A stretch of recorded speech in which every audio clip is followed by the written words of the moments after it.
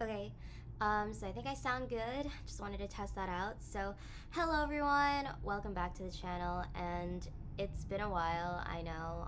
If you guys saw my community post, my family and I recently got COVID. It's been almost about 2 weeks, and I'm feeling a bit better. I am planning, I'm not sure, talking about a video regarding COVID, so I don't want to like delve too deep into it right now. So for today's live stream, as you guys can see in the title, we're going to be doing Lantern Rite because Lantern Rite is going to end in 5 days, and I have not been able to do that because I've been just, recovering from COVID and all that. So yeah, that's what we're doing today.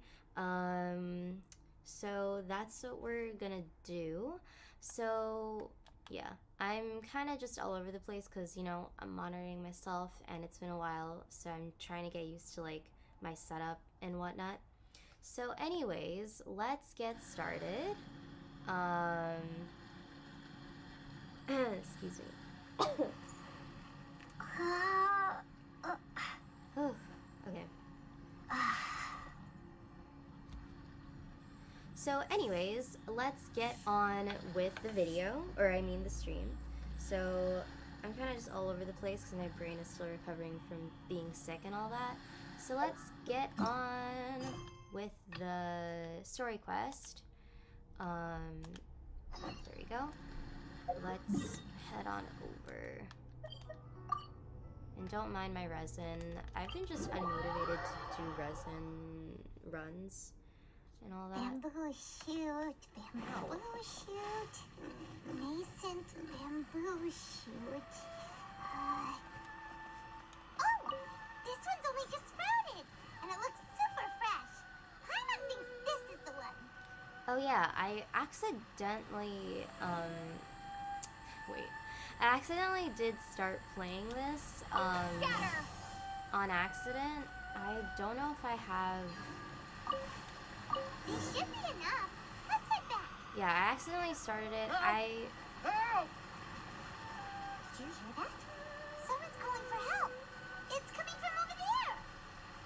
Yeah, I accidentally started playing it because I was trying to get out of the cutscene as much as I could, but I couldn't. So, yeah. It's on my phone. I'm kind of lazy to get it, and I don't really think it's... Well, it kind of is important, I would say. Alright, you know what? I'm gonna go try and get that on, so I'll be right back.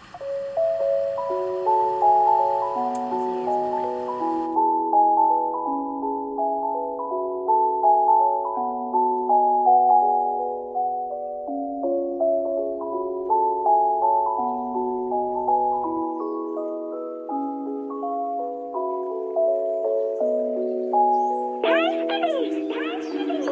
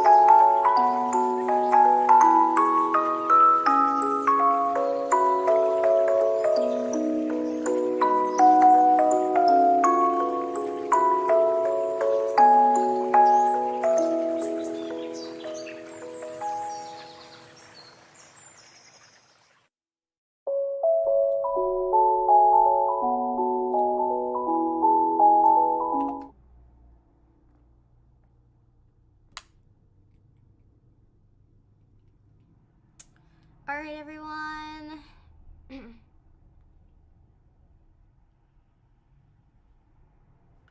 Alright, we are back. So, I found the video. I just had to send it. And, you know, get that situated. So, let's check it out. Let me just play it.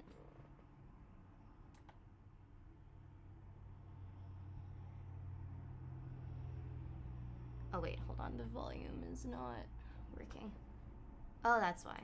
I'm dumb. Don't mind me. I am struggling. Okay, let me try that again. Take that out. There we go. Paimon votes we go say hi to Xiangling first. Yeah, this was recorded, hold on, let me pause it. This was recorded like a while ago, on accident. I was in Liyue, like the commissions and stuff like that, and I forgot to switch it. So I went to Liyue, and I forgot Lantern Rite was happening, and then, yeah. But I did record the cutscene, so, you know, it's not bad. Anyways, let's continue on and watch it. Huh? Xiangling? What a pleasant surprise meeting you here! Oh? Why, the pleasure is all mine. As is the surprise, surely. It must be fate that brings us together in this place. How have you fared as of late? Everything isn't going great. Setbacks are inevitable over the course of a long journey. If you wish to share what's troubling you, allow me to lend my ear. There is no need to shoulder all burdens by yourself. Thank you, Zhongli. You are too kind. So, Xiangling, are you here to listen to stories over tea again? I had originally planned to set out after this last round of tea. However, I had planned to take a walk to Qingse village and gather some nascent bamboo shoots, which are currently in season. A villager there once gave me a small sample, and they possessed a most excellent flavor. Huh? Nascent bamboo shoots? Why can't you just use normal bamboo shoots instead? Wait, Paimon knows! Because Xiangling prefers the finer things in life, right? Yeah. Okay, Mr. Particular, let me guess. Ahem. The nascent bamboo shoot has a uniquely tender texture and a delicate sweet taste that its normal cousin cannot match. An astute observation, I feel like Paimon. he would definitely You know me say well that. indeed. Lantern Rite is almost upon us, but besides the bamboo shoots, there are a few other items I have not yet procured from Director Hu's list. May I ask if you have already made arrangements for the days ahead? Well, we were planning to use the opportunity to say hi to some of our friends, but before we were able to figure out a schedule, we ran into you. Well then, might I invite you to imagine the sheer delight that is a soup cooked with the freshest nascent bamboo shoots in all the land. Generous cuts of pork belly and crisp, fragrant bamboo shoots placed together in the pot and left to simmer slowly for half a day. I'm already drooling. And I clicked like the You're different doing this options. on purpose, aren't you? Paimon's onto your plan.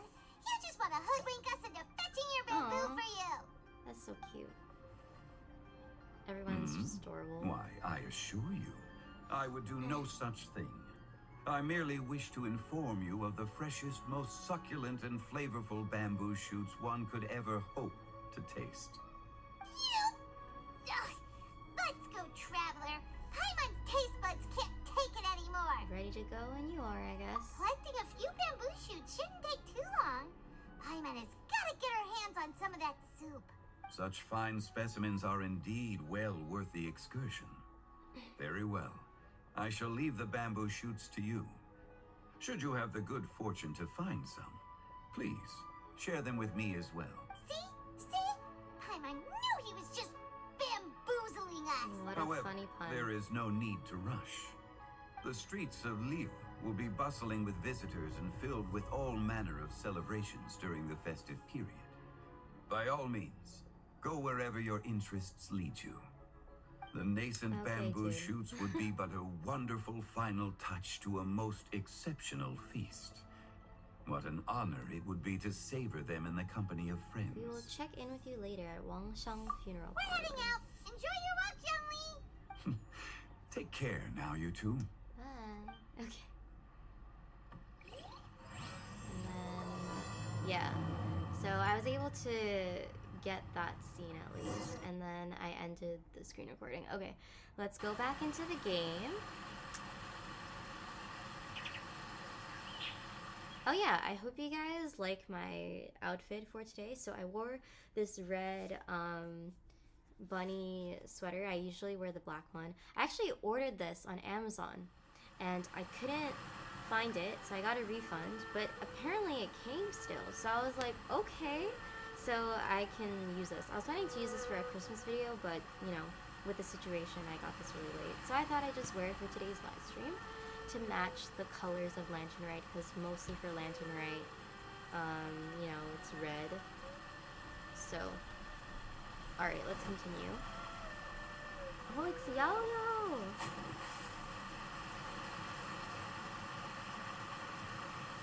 Are you okay?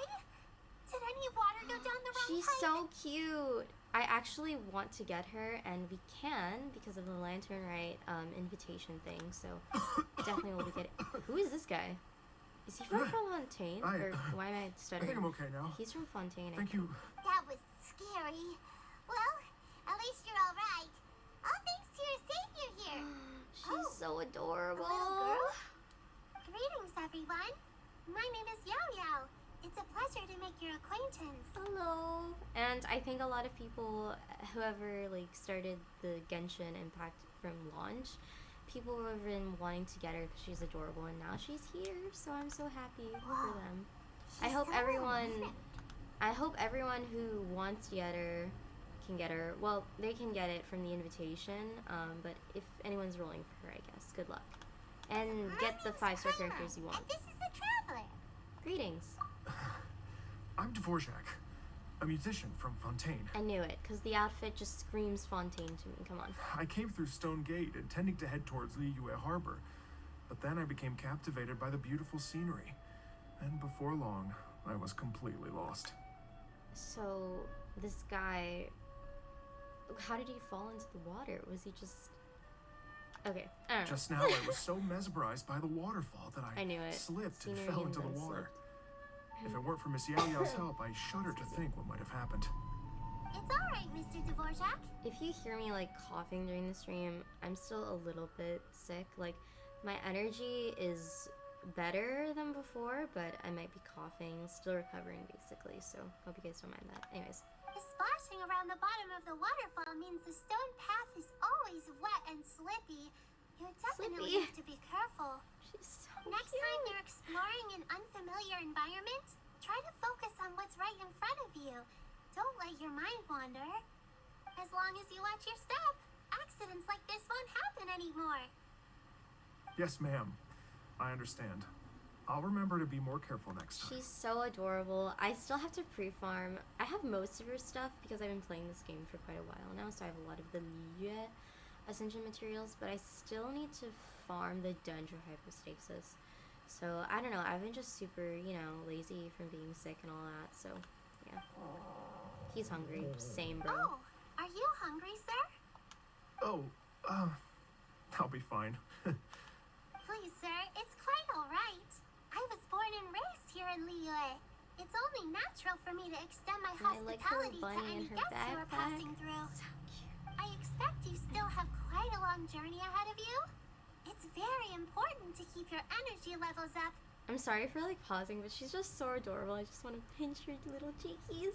But I know that's, like, rude, so I'll just be like, hugs.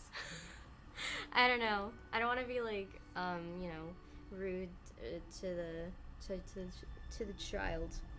So I will protect her. I She's still my have baby. some lotus She's flower so crisps cute. left in my backpack.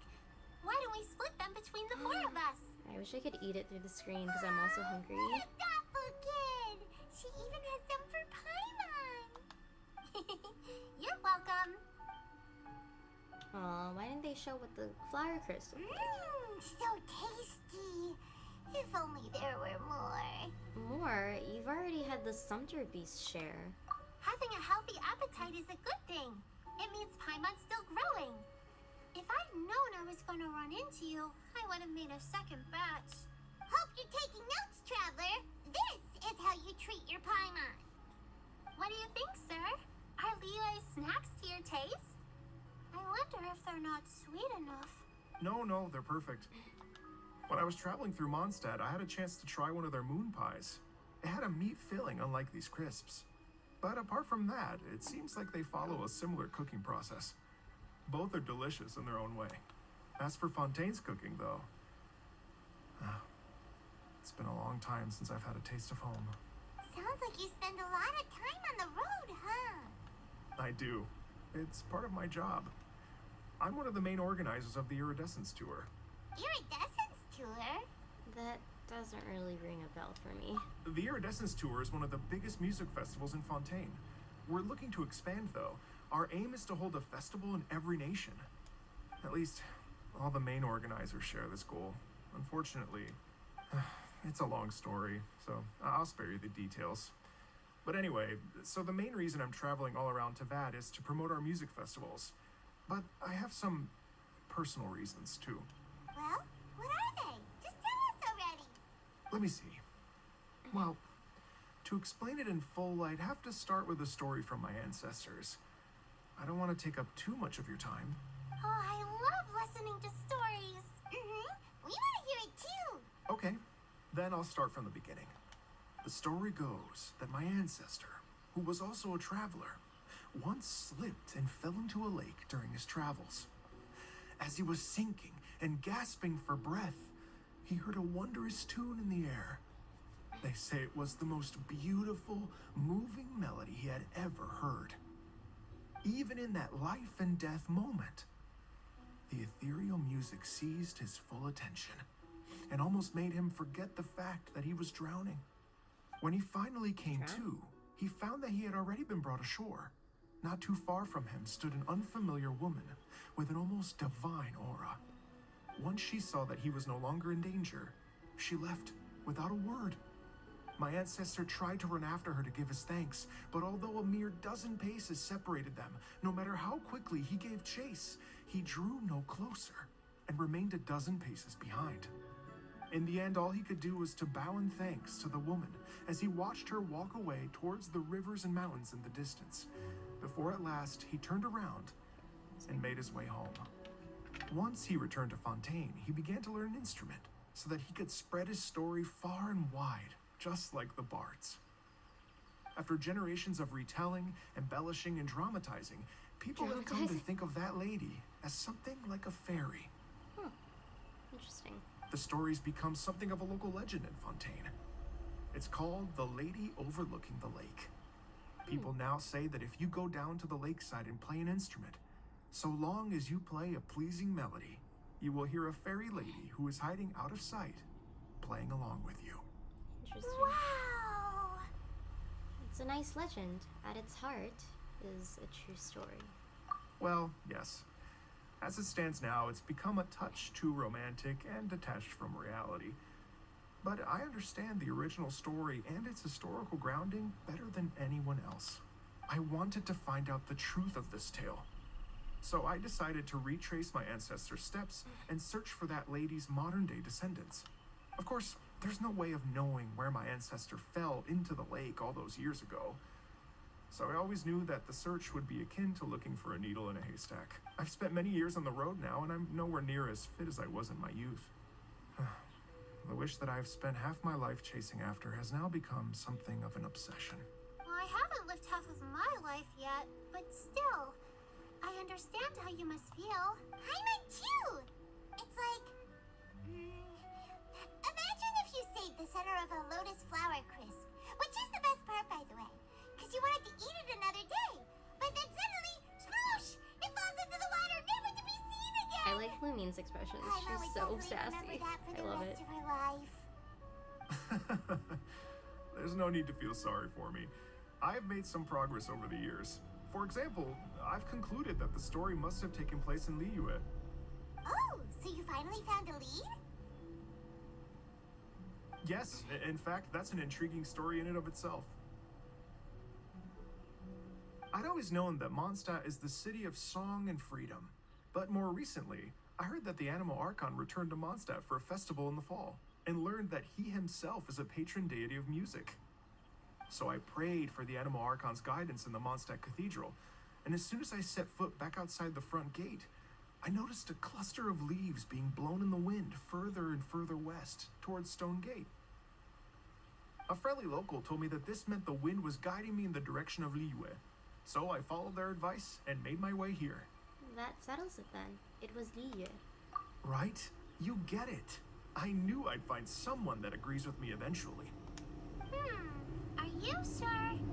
It sounds a bit too much like one of those fake legends told by those treasure hoarder guys to scam gullible grannies from Chingsa village.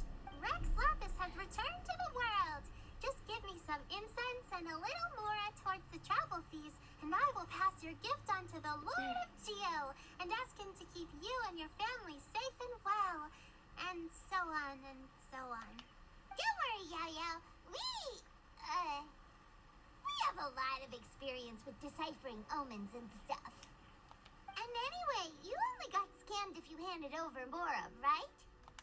Actually, to express my gratitude, I did spend rather a lot of mora on several bottles of fine wine, which I left at the statues of the Seven along the way. Oh dear. Well, how about this, ladies and gentlemen?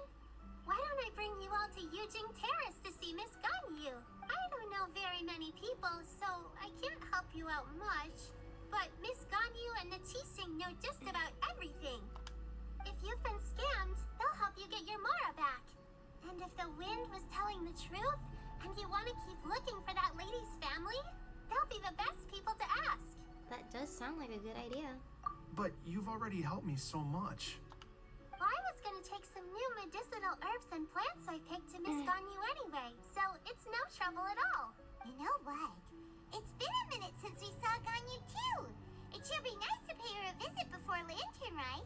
Then let's get moving and head off. All right. Well, my sincere thanks to you all. I will never forget your kindness. Okay, everyone. Please follow me. I'll be your guide. Remember to watch where you're Her going, cute okay? pose. Uh-oh. Paimon's out of a job. Oh well. Paimon will just What? be a cheerleader instead. Okay. Let's head off. Okay, I guess this teleport waypoint here. Sure. Doo-doo. Okay.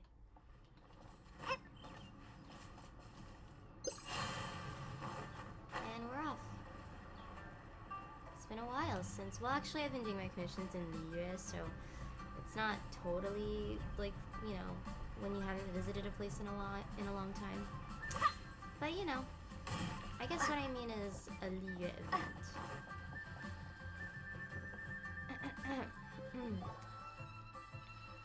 Excuse me. Oh, it's suddenly nighttime. What? Liyue Harbor looks very different from when I came last. It was daytime. Okay. It's almost as if I'm listening to the same melody, but with a richer timbre and new variations. I thought it was pronounced. We're here during Lantern Rite after all. It only comes once a year, so they always have a big celebration. I thought it was pronounced timbre. I've been pronouncing it wrong. This time of year is when Liyue Harbor looks the prettiest. Great. Let's go and check it out.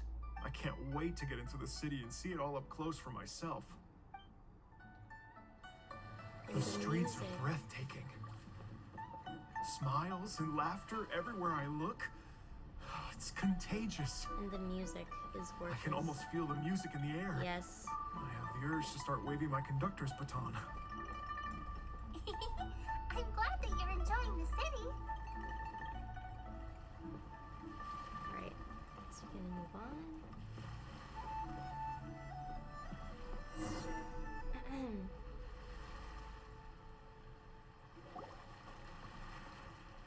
Oh, it's Xinyan. Well, hey, everyone. Fancy meeting you all here. What a nice surprise. Hello, Xinyan. Let me introduce some new friends. They are... Traveler, Paimon, and Mr. Dvorak, right? I've known them all for quite a while. So you already know each other? When I was last here to advertise a Liyue stop for the Iridescence tour, Xinyan was one of the few people willing to give me the time of day.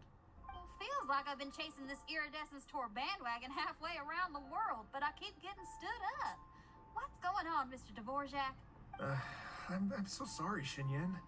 We've had a string of terrible luck recently, and every time we've tried to put on a show, something or other has come up to stop our plans from materializing. Is that right? I guess it can't be helped. So, what brings you to Liyue Harbor at this time of year anyway? Thinking of putting on a music festival during the Lantern Rite celebrations? A Lantern Rite music festival? Yes, please! No, I'm actually here on personal business this time. Oh, so no Lantern Rite music festival? I mean, that's not just up to me. Hosting a music festival takes a lot of funding and personnel.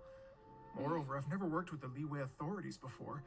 Even if I were to start putting something together right now, I think it'd be too rushed.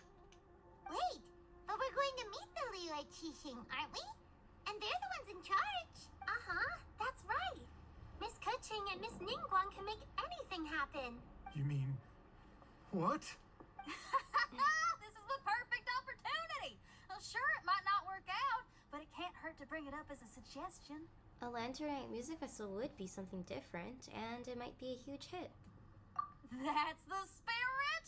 See? Even the Traveler agrees with me.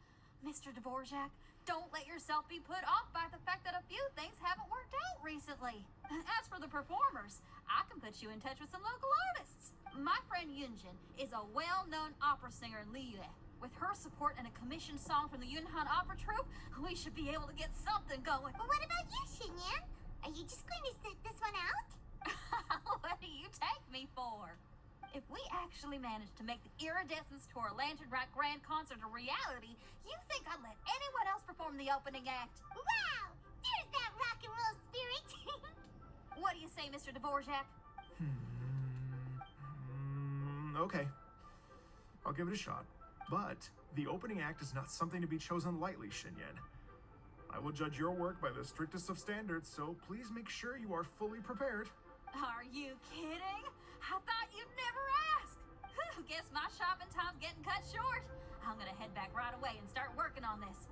Yao Yao, if you run into your senior on the way to the Qixing, please send her my regards. Okay, I promise I will. Good luck with your music, Xinyan. You've got this, Xinyan! So about the senior of yours Xinyan mentioned just now, is that anyone we know? Yes, it's Xiangling. She's mentioned you two before. Xiangling's always thinking about cooking. Whenever she gets scrapes or burns, she just leaves them to heal by themselves. She definitely needs someone around her to look after her. I know you must have looked out for her a lot too in the time you've known her. So, thank you for that. Alright. Heading on over.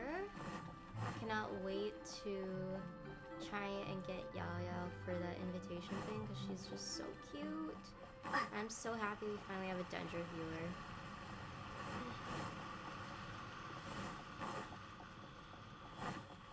Okay, I didn't realize how far this place was. Okay, we are getting closer.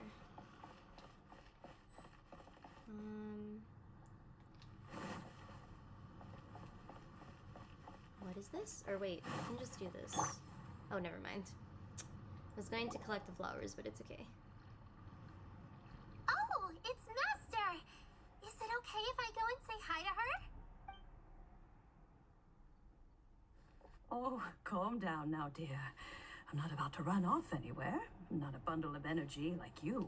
I haven't seen you in days, Master! I've missed you. She's so cute. Oh, bless you, Yao Yao. You do say the sweetest things. Ah, look who it is. Visiting friends during the Lantern Rite, are we? Greetings, Madam Ping. You're half right, Madam Ping. We were also trying to help out Mr. Dvorak over here. We were on our way to take him to see the Qixing.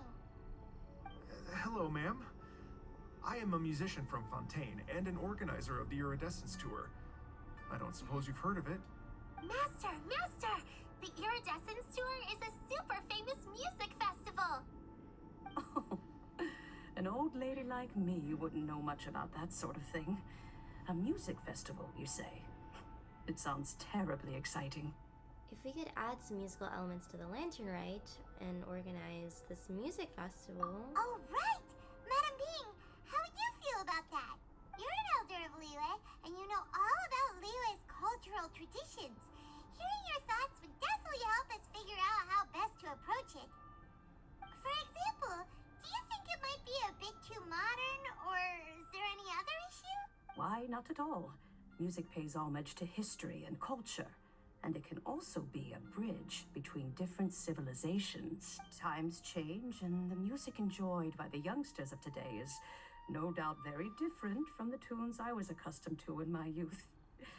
Nevertheless, all fine things in life can be appreciated, and so I look forward to it immensely. Hear, hear. I do believe that, my own dear grandmother aside, you are the wisest old lady I've ever met. Oh, goodness gracious! You're all being suspiciously sweet today. Yao Yao, whatever have you been feeding them? Master, you're in such a great mood today. You're even cracking jokes with the rest of us. Oh, well, I'm sure you must have plenty to be getting on with, yes? Run along now. Don't let me hold you up. Thanks, Madam Ping. We'll see you again soon. Alright. Well, I might as well try and get these. That's so fun.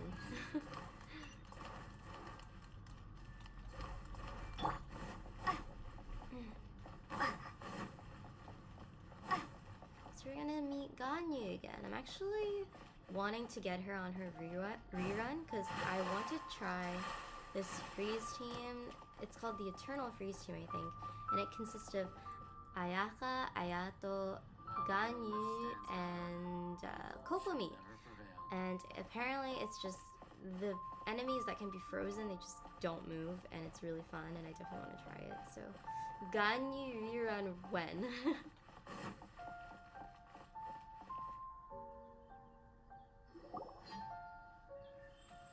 And it's And when daytime you suddenly. meet with What the is Ministry happening? of Civil Affairs, please remind them that the festivities are not an excuse to procrastinate their work. Understood, Miss Ganyu. I'll take my leave now. Ganyu! What brings you here, Yao Yao? I've brought all the medicine you asked me to pick for you. Oh, and here's a pack of sweet flower seeds as well. Her backpack is so cute. Also, these dried chingshin leaves make a great pot of tea that's very good for you. I know you've had a lot to deal with at work recently, but you shouldn't push yourself too hard. If you're not careful, you'll end up falling asleep in the grass again. Well, this is weird. It's like a responsible younger sister talking to their disorganized older sister. Paimon, you're running your mouth again. Anyways, Ganyu, you don't have to listen to Paimon. Thank you, but Paimon's criticism is quite valid. I do have a tendency to neglect matters outside of work, and that's something I should improve on. Oh, my apologies. I don't believe we've been introduced. Ah, Paimon will do the honor.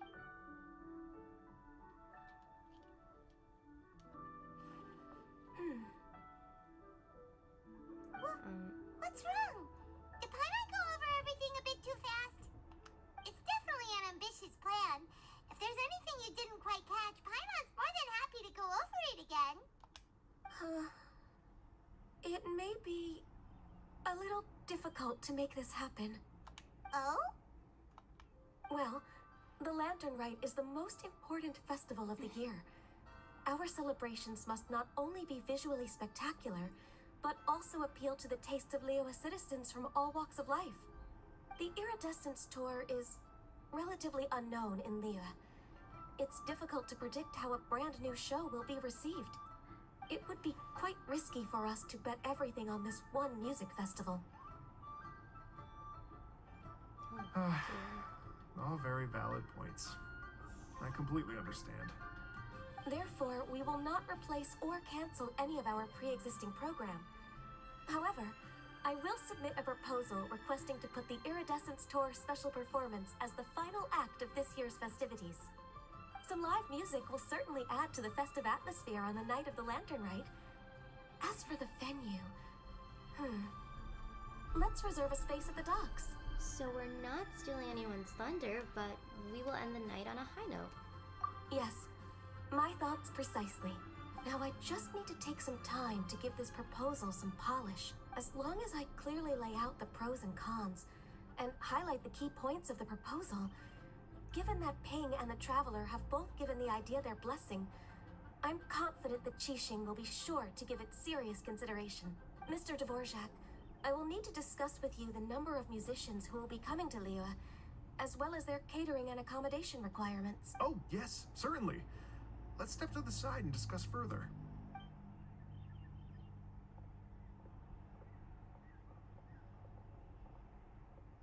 As soon as there's work to do, Ganyu's as diligent as ever. I couldn't agree more.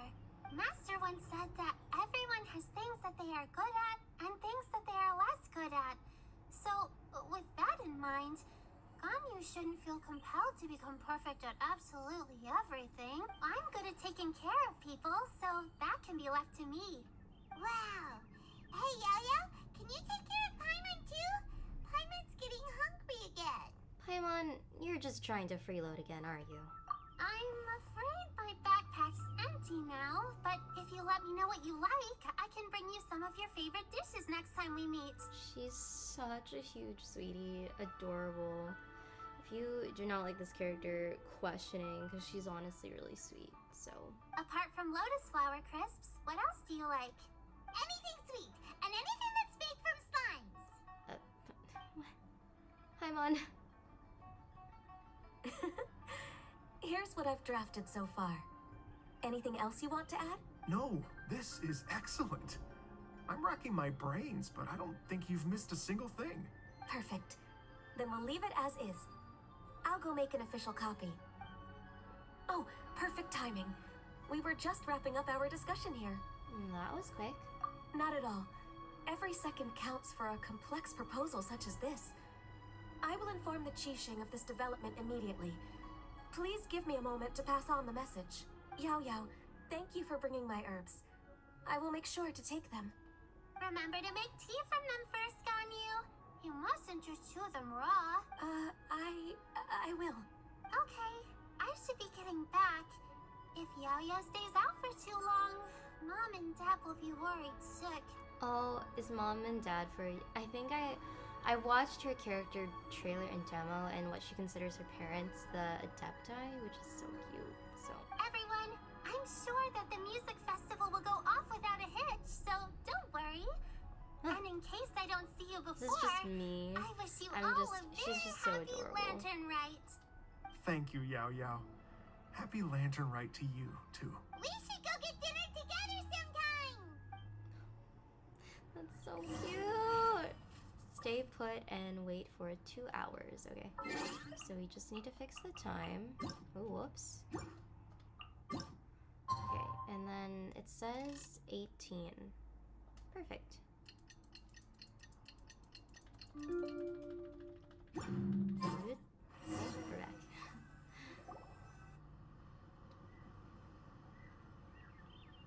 Greetings, Traveler, Paimon, and Mr. Dvorak. Call me Kuching. It's Ganyu has Kuching. brought me up to speed on everything. I'll get straight to the point. The Qixing have approved Ganyu's proposal. Over the next few days, I will be working with Mr. Dvorak on behalf of the Qixing to facilitate the organization of this concert. Yay! That's awesome! Unbelievably efficient. Kuching strikes again. Please. The Qixing have a duty to deal with matters such as these. We have merely moved things forward to the next step. On a more personal note, I am an avid supporter of all things new and innovative. As such, it is my privilege to work with you on this exciting project. Thank you so much, Kuching. I'd become quite discouraged after our recent failures and was expecting the same outcome once again, so I didn't dare to get my hopes up. Never in my wildest dreams could I have imagined this going so smoothly. It's like a dream come true. Right, time for me to call in the performers. To stage a concert at a high-profile event like this is a rare opportunity. We'll make sure it's a night to remember. Yes! Our music band's finally getting fired up! Yes, indeed. I know exactly what I'm doing from here. For a musician, music will always be the language they are most fluent in. What about your ancestor? Or about that fairy lady? Oh, that. Well, that can wait for another time. Oh. Ganyu? What's wrong? They told me all about Mr. Dvorak's situation, but I was so engrossed in drafting the proposal that I forgot all about it. Oh, that's quite all right. I don't even know what the person I'm trying to find looks like, so it was always going to be a long shot. Don't worry about me, Ganyu. Your time and energy are needed elsewhere. I'm sure you already have plenty to deal with between this concert and everything else going on during the Lantern Rite. Thanks. It was just that I had a few initial thoughts when I heard your story. For instance, I wonder if this lady your ancestor met might have been an Adeptus. What do you think? It's definitely possible, but we don't have enough information yet. To tell you the truth, Mr. Dvorak, I am somewhat related to the Adepti myself. I am part human and part Qilin. The Qilin is an illuminated beast. I know how important your quest to get in touch with your roots must be to you, because I've been there myself before, trying to find out where I belonged. Did you say the Adepti? And you're illuminated beast? Part Qilin? Oh, come on. She has horns, man. How did you not notice? Anyways. Are you telling me all the rumors of the Liyue Adepti are real? So it's not just artistic license? You bet they're real. Trying to track them down is tough, though. Like Julian Karst itself. There's nothing specifically stopping you from going there, but getting in and out of there is quite an ordeal. Yes. Anyway, if you're looking to uncover a lost melody or shine light on a forgotten aspect of Liyue's cultural history, I'm probably not the best person to ask. But if it's a person you're looking for, then I just might be able to help. I see. I think I understand the situation now. In that case, Ganyu, shall we divide the work between us? Yes, that was also my thought. Great. So Mr. Dvorak and I will concentrate on things here in the city to make sure the concert goes according to plan. In the meantime, Ganyu will reach out to our network and try to find the person he's looking for. How's your workload at the moment? Will you be able to make time? I can probably get through everything in 2 days, as long as I don't sleep. What? You need to sleep. Wait, what do you mean as long as I don't sleep? Even for someone with illuminated beast blood in their veins, working for such an extended period without a break will take its toll on your health. Yes. That does not sound persuasive coming from Kuching. Be it but 3 moons from the start, he who returns is not he that departs. Even I know the importance of maintaining a healthy work-life balance. In that case, 3 days. All right, I can work with that. If you have the time, would you join me for this search? You're well known to many of the Adepti and respected among the people. I'll feel much more at ease with your company. Of course. Okay, then let's meet back here in 3 days. Watch this space, Mr. Dvorak. We'll get to the bottom of this. You're all so helpful and kind. I just... Just think. Imagine if we found the Adeptus lady, or one of her descendants, and got them to come to the performance. Wouldn't that be amazing? It'd be such a happy reunion. And that's exactly what this festival's all about. I'm sure the wind that guided you here feels the same way. You're right. Okay, I'm gonna pull out all the stops to make this Lantern Rite a true extravaganza. We should probably get going. Mr. Dvorak, could you come with me to confirm the site? Ooh, we're coming to you. I was wondering, what are your thoughts on music? What does it mean to you? Music sounds nice. Oh, come on, Paimon. Truth be told, the question of what music means to people is one that I've been pondering for quite some time. Let's revisit this question after the concert. I don't know if Paimon... I mean, she's adorable. A dwarf. So I don't know if she has enough brain cells to give an answer to the question. Okay, I'm not trying to be rude. Lady Yuhong? It's, you know. Baiwen, what is it? Per Lady Ningguang's orders, I've been gathering intelligence outside of the city with the goal of uncovering and dispatching any trouble ahead of the festival. I am told that a strange melody was heard somewhere along the coast. I was wary of investigating further on my own, so I was just on my way to report this incident to Lady Ningguang. But I'm worried that if we don't act right away, we may miss the window of opportunity to take appropriate action. I understand. In that case, Let us handle this one. Yeah, Kuching, you're busy enough as it is. There's a ton of different things in the city that needs your attention. Leave it to us. Don't worry. Whatever it is, we'll definitely be able to handle it. Well, she will handle it. Of course. With the Traveler on the case, it's as good as dealt with. Thank you. This will be a great help. I will inform Lady Ningguang about the situation. Once it's resolved, please come and find me again at Yujing Terrace and let me know. Will do. And say hi to Nibong for us. you have my thanks too. Stay safe and come back as soon as you're finished. Good luck.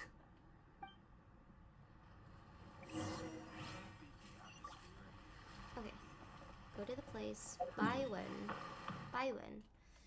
Mentioned. Okay. Let's teleport to that statue. With 7.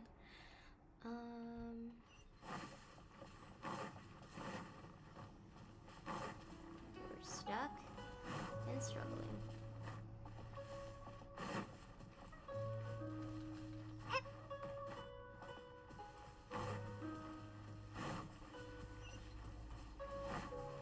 Almost there.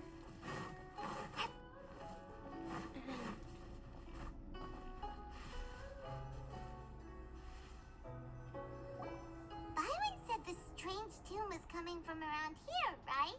But Byron doesn't hear anything. There doesn't seem to be a soul in... I was just wondering who in their right mind would come out to a place like this. So, it's you two. Yelan. Yelan? How'd you sneak up on us like that? You nearly gave Paimon a heart attack. You look pretty alive to me. Can't have spooked you that bad. Fair enough. So, know anything about the strange music? Ah, you're here for that too? Saves me a bit of explaining. Come with me. I've already reconned the perimeter, so we should be safe. Investigate clues.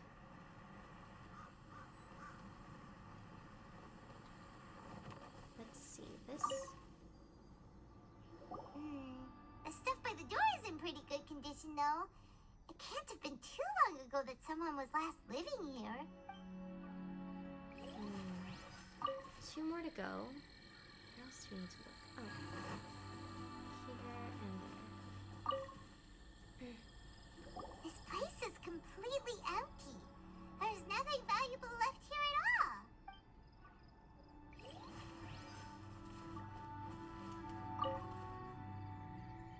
The doors and the windows are all fine, so there definitely wasn't a break-in.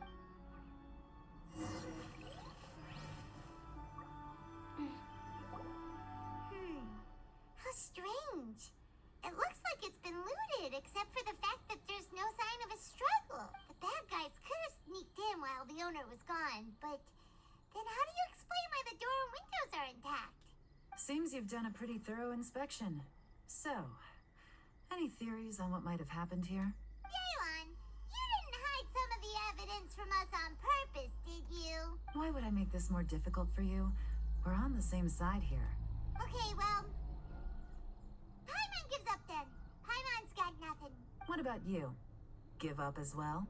It's difficult to theorize with so little evidence, but it must have something to do with that melody for sure.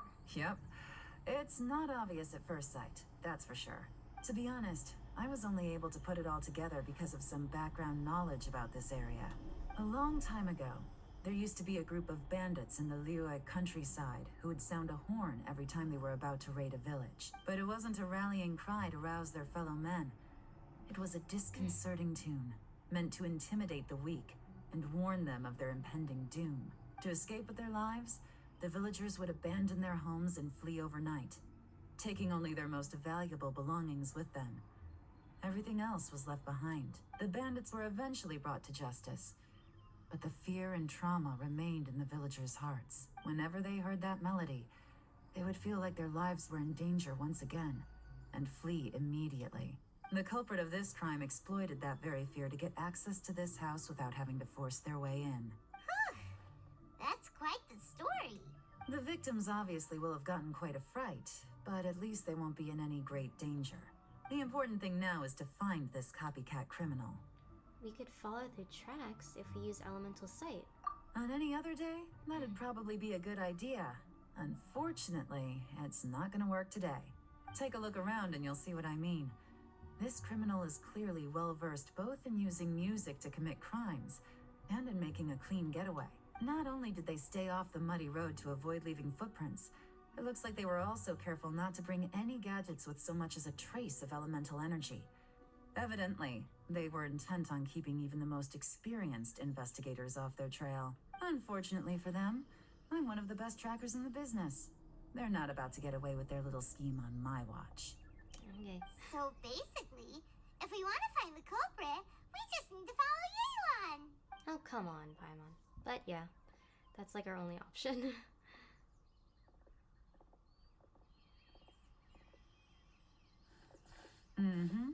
As long as you can keep up. Since the culprit's trying to be cautious and low risk, I'll bet they left through an area with some vegetation for cover, but not so much that it would slow them down. Okay, let's go follow her.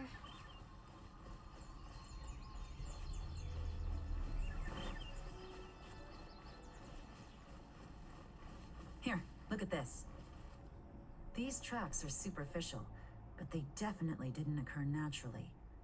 Something heavy was being dragged this way, meaning we're headed in the right direction. Alright, I guess we continue on.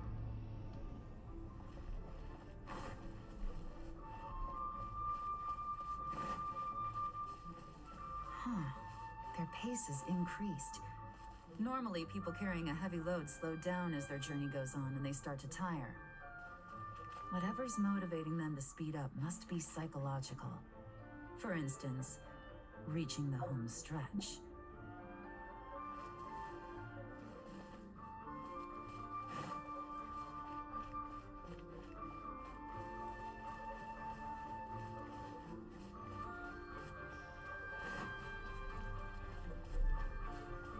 Oh, what's that? There they are! Look! A treasure hoarder tent! Ugh, not the treasure hoarders again! And so close to Lantern Ride, too! 'Tis not the season for their antics! Come on, let's round them up. Oh, I thought it was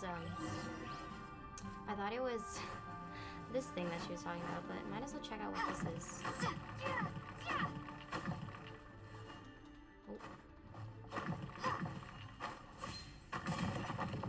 Oh. Is this an answer from this world? Come on, man. We're out of artifact space. They really should increase it. Let's see. Perfect. Destroy.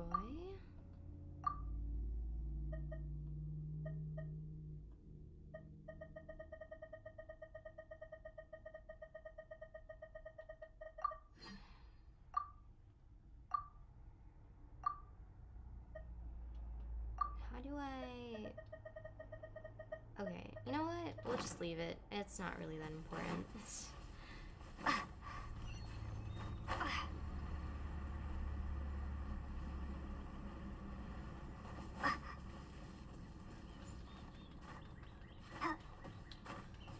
Okay, we should be getting closer now. And we found the guy, I believe. Hey! Who are you? Where did you come from? The evidence is conclusive. Okay, confess and we'll go easy on you. My patience is running low, so why don't you do us both a favor, You kidding me? You think I'm scared of you? Perhaps not, but you should be. Oh dear. Busted. Gotcha. You're open. Curses. Seems like you're not all talk after all. There's no going back now. Better up my game. You're already dead.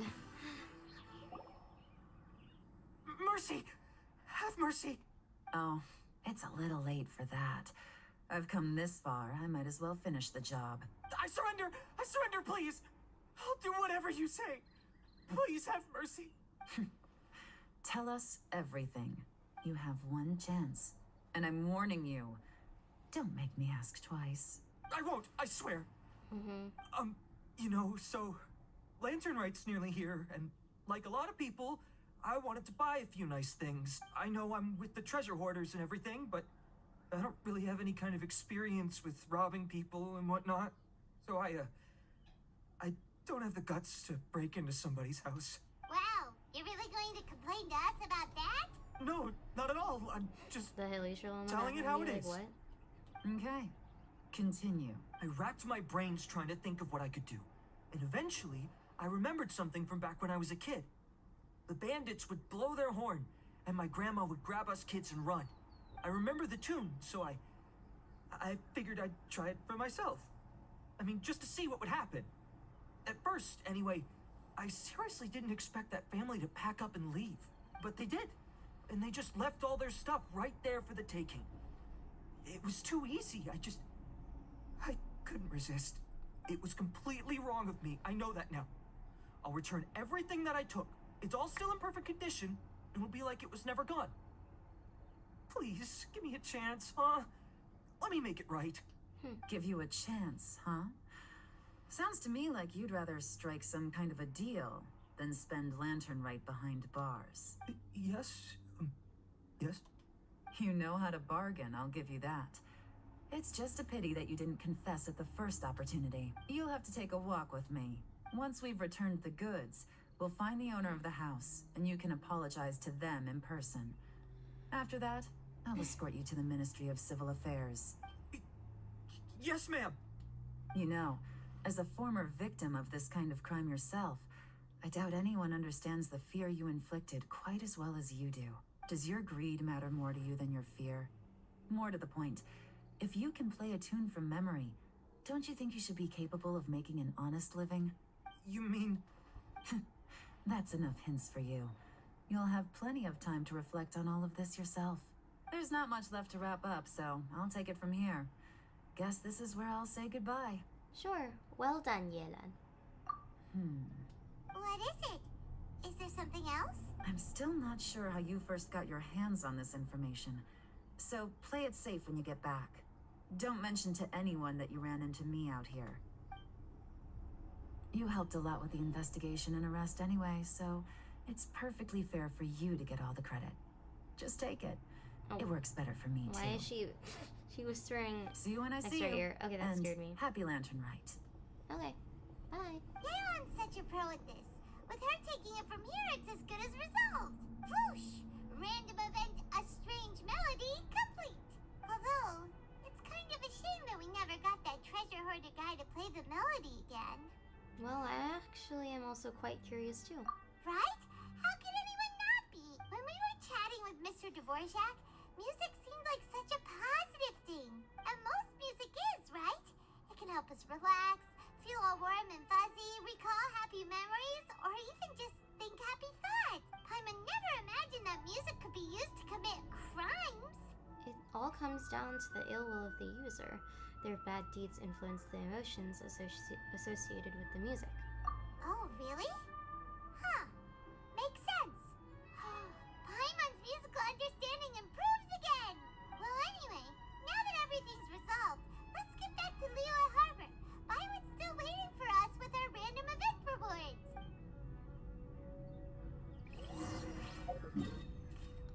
Alright, let's head on over.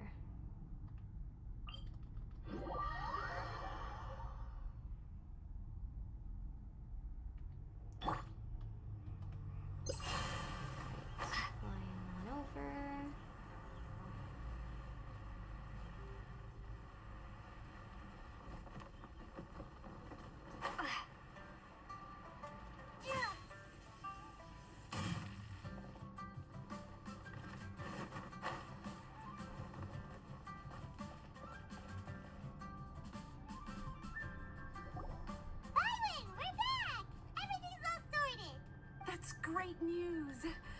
Please wait here a moment if you would be so kind. Lady Ningguang instructed me to advise her upon your return.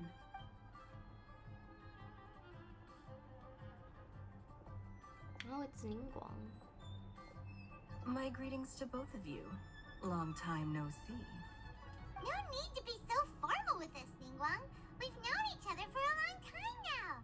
You must be super busy with all the preparations for Lantern Rite. Don't mind us. On the contrary, I think it is those that I have known longest to whom I should extend the greatest courtesies. Alas, on a different day, I would invite both of you inside for some tea and a brief respite from your travels. But you're quite right. Trivial matters aside, there's no escaping the fact that we have a grand concert to organize. Once the performance itself is over, we'll then need to invite the representatives of the Iridescence Tour for a discussion on future collaboration opportunities. The financing arrangements alone could well entail many rounds of discussion. Simply put, there will always be work to do. Whoa, you're already thinking that far ahead? Well, we can discuss more current affairs if you'd prefer. I trust you saw this year's Mingxiao lantern at the docks when you arrived at the city? Yeah, it looked like a goose. Which Adeptus is it modeled on this time? Sea Gazer. I believe you're familiar with the name. Legend holds that he was free-spirited and easygoing. People described him as a cheerful soul and a loyal friend. It's been too long. I can't seem to recall. On this marvelous lantern rite, we pray that the fallen heroes may be guided home. If the sound of music can flow like the rivers and streams into every corner of the land, perhaps the souls of those who have gone before us will hear the song of a new era. I wondered whether the melodies will be to their liking. Oh, they're gonna love them. I'm sure of it. At least, if the guy you mentioned is anything to go by, the Adepti and heroes of the past sound like a positive and free-spirited, cheerful bunch. They're sure to be open to new music. Well, let's hope so. I heard that you'll be going on a search with Ganyu to find the descendants of a fairy lady from a Fontaine legend. I'm sure this quest to uncover the truth behind an ancient story will turn into a most charming tale. Do share it with me, won't you? I couldn't bear to miss out. Absolutely. Oh, what just happened? Oh. Oh, that's gorgeous. Oh, wow. There's a lot.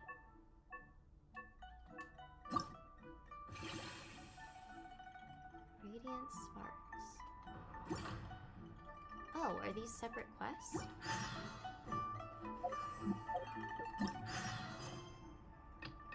Oh my god, there's so many. I don't know if I'm gonna do those. It's a lot. Also, I don't know if they're dubbed. They're probably not dubbed because it's a world quest. Let's wait for 2 days later. Wait, so is part... Oh, is part 2 starting? I have no idea anymore. Okay, let's change the time to 2 days later.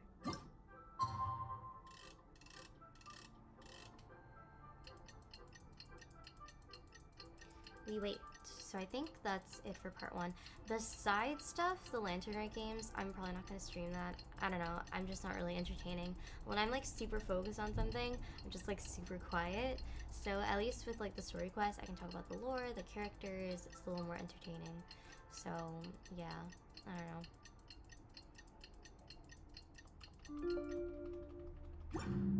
Right.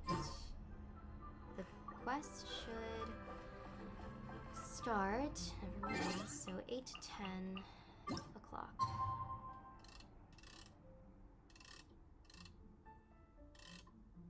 Perfect, there we go.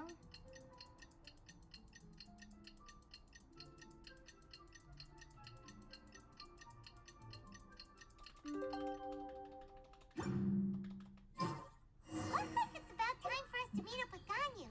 Let's head to Eugene Terrace. Great. I'm just gonna check.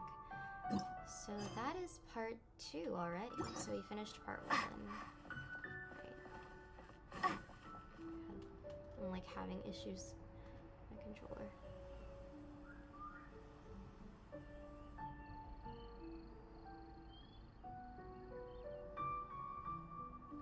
She's tired. Greetings, Traveler and Paimon. What time is it? Are you okay, Ganyu? You were nodding off there. Didn't you sleep well last night? I'm fine. Don't worry about me. Let's discuss the matter at hand. Since last time, I've been thinking a lot about the story Paimon told me. In essence, someone rescued a drowning man and performed some music. If that were all there was to it, it could have been many people. But the tune was allegedly so wonderful that the drowning man forgot about everything else, even his own impending death, and only came to his senses after being brought to shore. Perhaps there was an adeptal power at work in that music that he, as a mortal, could not perceive. Or perhaps he sensed a power surrounding him but lacked the words to describe it, not knowing where it came from. Either way, if this part of the story is true, then the rescuer has to have been an adeptus. You really think so? But this story is all the way from Fontaine. Isn't this a bit of a long shot? Also, Paimon's really curious about how people from Fontaine think this fairy lady looked. Maybe they imagined her having wings. Or maybe they gave her horns. Ooh, like a crystal fly's wings? That would be pretty cool. But Paimon definitely can't imagine any of the adepti looking like that. Actually, Ganyu, if you had to save a drowning person, how would you go about it? Huh? Me? Well, I'd get them to the shore, and then I'd probably hide behind a tree and watch them for a while. Once I was sure that they were going to be okay, I'd slip away without a sound. So stealthy. Got it. So basically, Ganyu's the type of person who doesn't like taking credit for her good deeds. No, it's not like that. I'm just not very good at explaining things. And I also find it really awkward accepting other people's gratitude. Well, see. what if this adeptus in the story had a similar attitude? That would explain why she just left without saying a word. She was probably thinking something like, one was merely passing by and saw fit to address this egregious disruption to one's graceful zithering at once. You may keep your thanks to yourself. That was actually a very good impression of Cloud Retainer, Paimon. Oh, As boy. far as I'm aware, Cloud Retainer isn't the most musically gifted. Still, we can't completely rule her out just yet. If we set off now, we could head to Mount Outsung and ask her about it. You'll be able to confirm either way if it's her, and I can, I've been in Lea Harbor for so long now that I'm just not as familiar with the Adepti anymore. If there's anything we want to know about them, she's the best person to ask. Sounds great! And we're pretty close with Cloud Retainer by now, so we probably don't even need to bring her food this time, right? I've prepared a gift for her to mark the festival, just in case. However... You still have some reservations? Cloud Retainer spends most of her days studying mechanisms in her abode. She's on her own so much of the time that the moment she has someone to chat with, she just... Never mind. I promised I'd help Mr. Dvorak, and now that I've made the contract, I can't be having second thoughts. Traveler, Paimon, let's set off for Cloud Retainer's abode. Seems like this is a tough decision for Ganyu, but she's made up her mind now. Paimon gets why she'd be so anxious. Okay, how about this? If Cloud Retainer tries to start telling stories about her again this year, we should pipe up and change the topic. Wait, did she leave already? Hey, Ganyu, wait up! Oh yeah, I would just... Oh, there you go. Yes, we are on part 2. I just wanted to quickly apologize if I seemed out of it earlier. My keyboard decided to run out of battery, so I have to charge it, and I'm using my other keyboard now. So yeah, that's why I was kind of just all over the place. Hope you guys don't mind that. I just had to fix it. I had to connect my mouse and then the keyboard because I have 2 different ones. You know, so let's go here.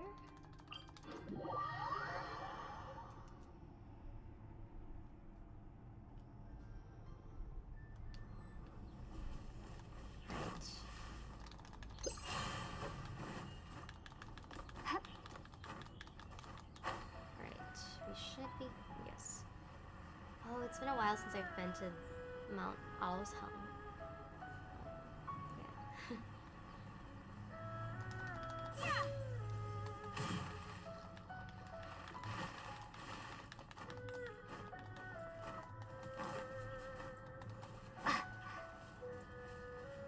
Alright, we are here. Paimon's so tired from trying to keep up. Don't either of you need to take any breaks? I can't believe it. Cloud Retainer is not here. Huh?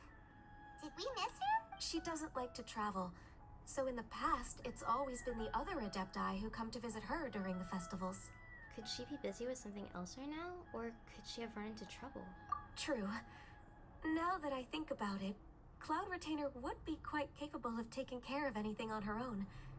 There's no need to worry about her. Since she's not here, I guess the next step is to check all the other Adepti abodes, one by one. Uh-oh. Will it involve a lot more traveling? Got it! Paimon has a great idea! Please go on, Paimon. Our goal here is to find the Adeptus that helped Dvorak's ancestor, right? We can't hear any music right now, but if she's really as nice as the story suggests, she'd definitely come to help anyone who was drowning, right? Yes, I think that's fair to say. So, all we have to do is get the traveler to pretend to fall into the water, and the Adeptus will come to the rescue! If you're so sure, why don't you try it for yourself, Paimon? You know perfectly well that Paimon can't swim! Paimon would sink like a rock! I just think it's a bad idea. Okay, whatever. I guess I can just give it a try. Just trust Paimon! The water's pretty deep over there. Quick, swim to the very center! Of course, I'm the one who has to do it.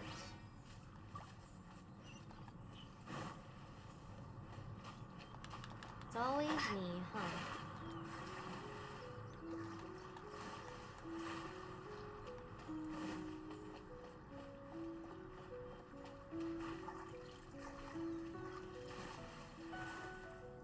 Help! Help!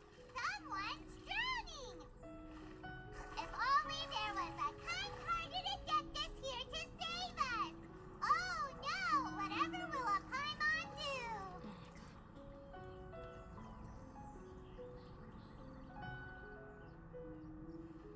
What is going on? Is it Xiao? Oh my gosh, it's Xiao. Shenhe? How do you feel right now? Shenhe! And the Conqueror of Demons. This is awkward. Why don't you say something? Please don't make Paimon explain it. Okay, fine. Paimon will explain. We're looking for an Adeptus who's good at being a lifeguard and playing music.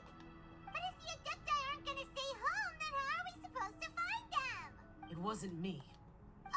Yeah, so this Adeptus is most likely a woman.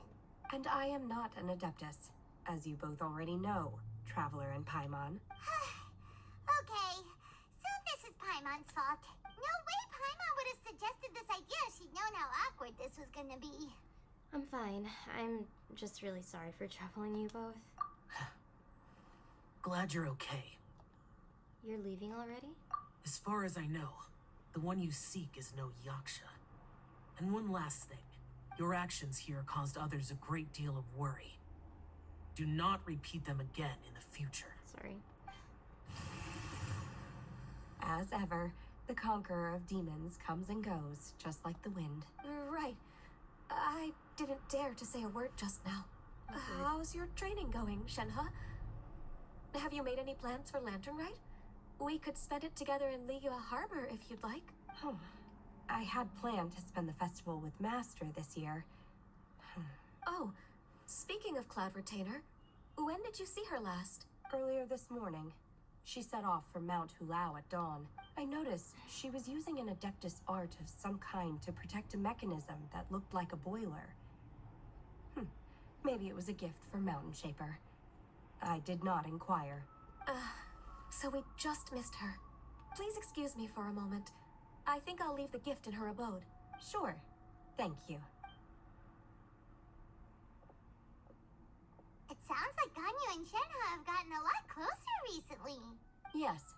During the summer and winter, I continued to train with Master.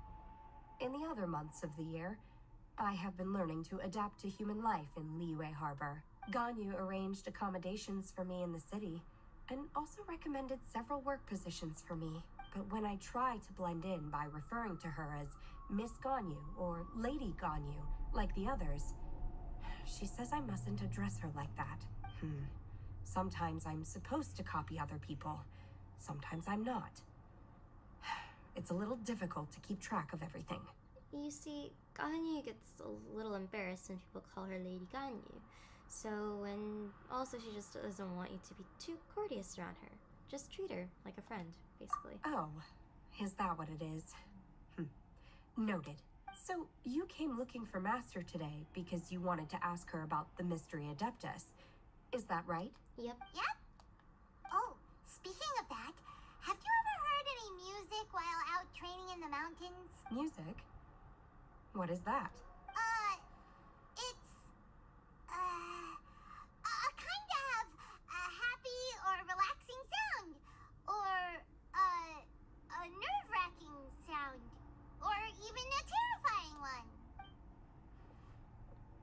Okay, I'm done. I also left her a note so that she knows where to find us. We won't miss her again. Yay! That's really helpful. Thanks! We were just talking about this thing called music. And based on Paimon's description, I do believe I hear it every day. Please follow me. Oh, really? Great, let's go! Of course. Paimon, Paimon, Paimon. Let's see, it should be... Okay, let me see if there's a teleport near. Okay, let's try here.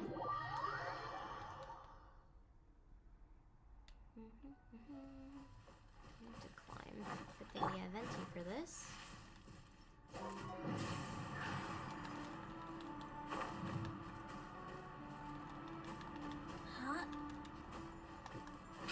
Alright, moving on.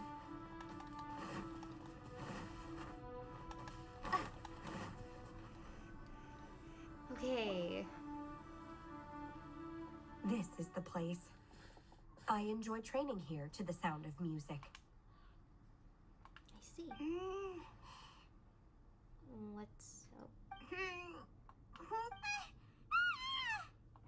Oh no! Paimon's got death! Paimon can't hear anything! My condolences, Paimon. Oh, whew! Paimon hasn't gone deaf after all! Paimon heard you when you just spoke. Anyway, where is this music? The faint sound of birdsong, the quiet murmur of the streams. These are relaxing sounds. Are they not the music of which you speak? Oh, Paimon wasn't quite done with the description. Okay, fine, it's all Paimon's fault. What we're looking for are not the sounds of nature, but melodies played on special instruments. Oh, and a melody is? Go on, Paimon. Sing us a nursery rhyme. Or Ganyu, why don't you sing that folk song you sing to the glaze lilies? Hey, don't you patronize Paimon! Let's get one thing straight. Paimon knows plenty of nursery rhymes, but Paimon does not sing on demand. Without payment. Hey, why don't you just sing that one melody Shen has heard before? It'll probably help her to understand what we're talking about. Okay, alright. Fingers crossed this won't attract any wildflowers.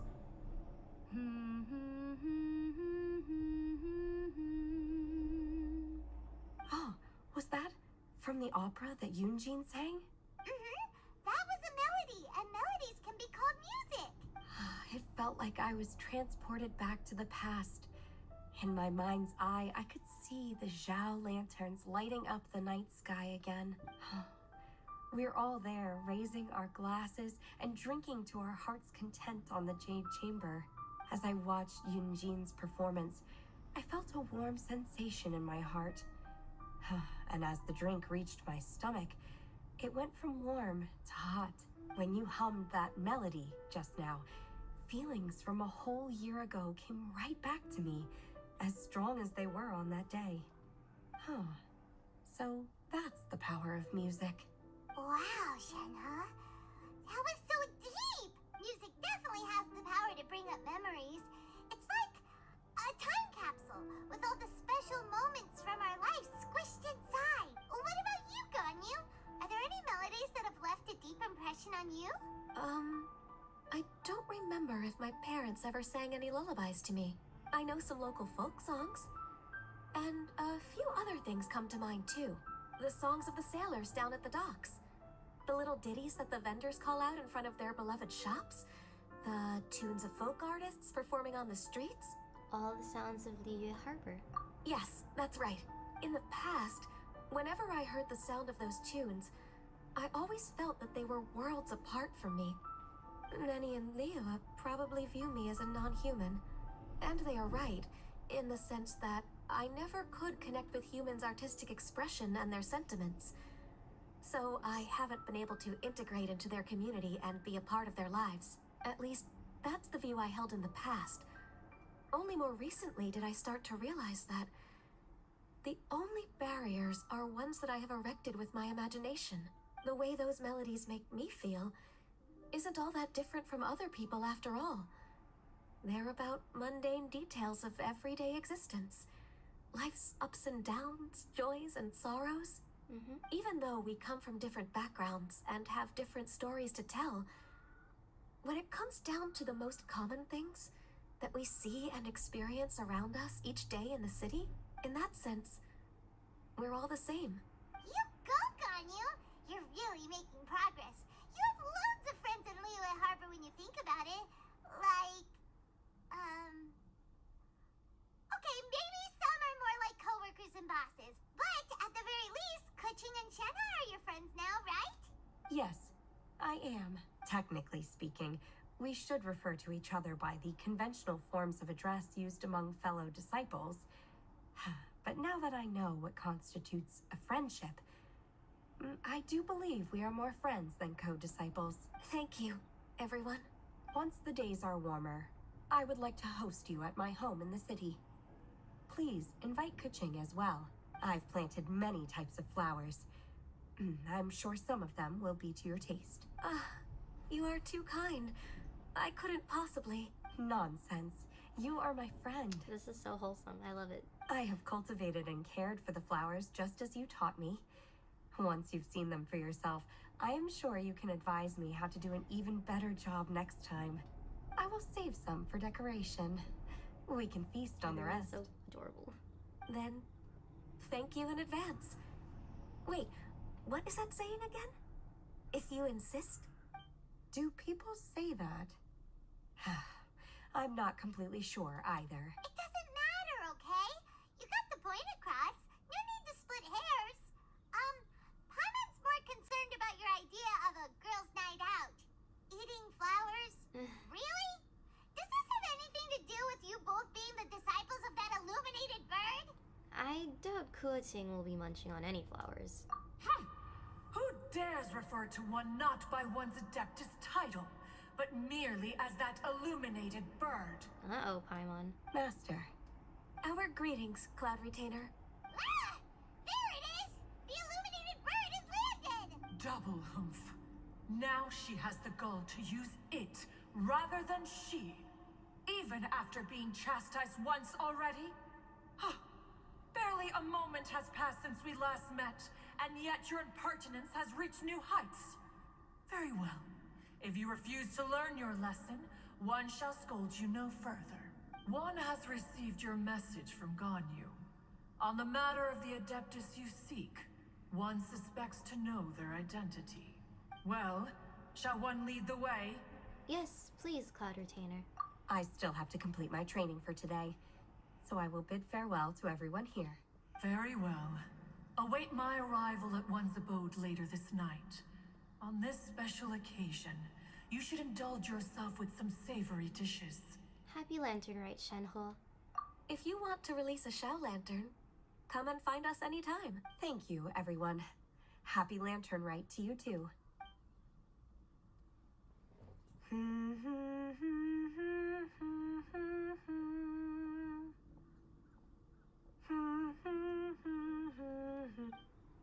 Sorry, I accidentally cut her off.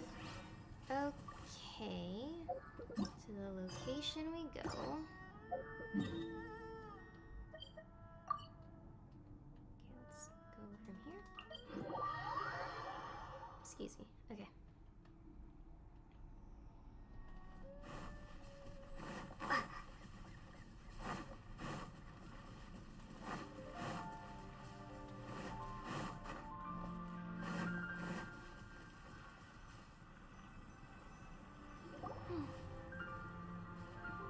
Is this Quaily Plains?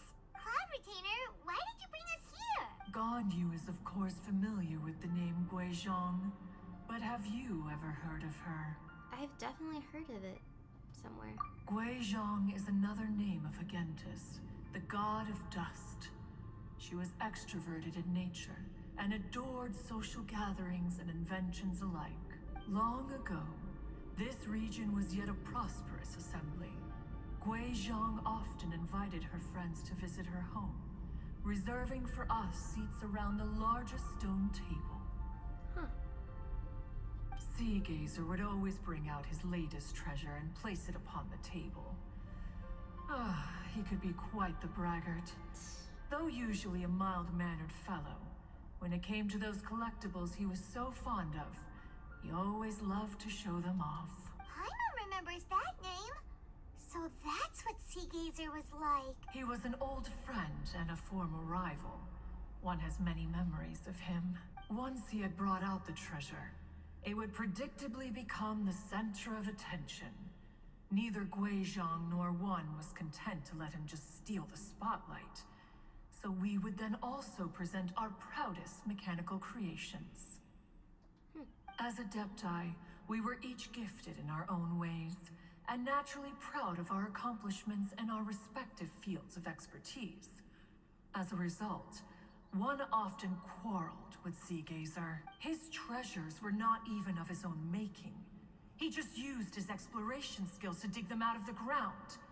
How, pray tell, could he compare to me, when every single one of one's accomplishments were crafted by one's own hand? Cloud Retainer, you are getting competitive again. One digresses. Regardless, every time an argument occurred, Guizhong would come over to watch us during our mutual lambastics. On some occasions, she would join in, and on others, she'd take one of us by the limb and start uttering the most ridiculous nonsense. What kind of nonsense? No kind of nonsense were we spared. Sometimes she would brazenly opine, why argue between yourselves when neither of you could ever hope to beat me? Other times, she would make unsolicited suggestions, such as, once you two are done arguing, let's go to the foot of the mountain and grill some meat.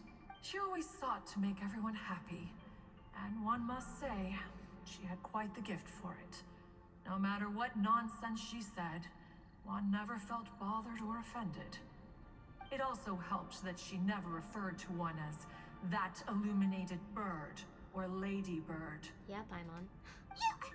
Come on, get over yourself! Anyway, just as our impassioned arguments would reach the apex of acrimony, Marchosius would bring his delectable dishes to the table. Oh yeah, Guoba! If you guys don't know, so I was really bummed out I didn't record Genshin sooner, because there was a Lantern Rite or a Moon Chase Festival, I believe, last year. I think that was for last year's Lantern Rite. I don't know. And Marchiosis, oh my gosh, I'm sorry if I'm mispronouncing.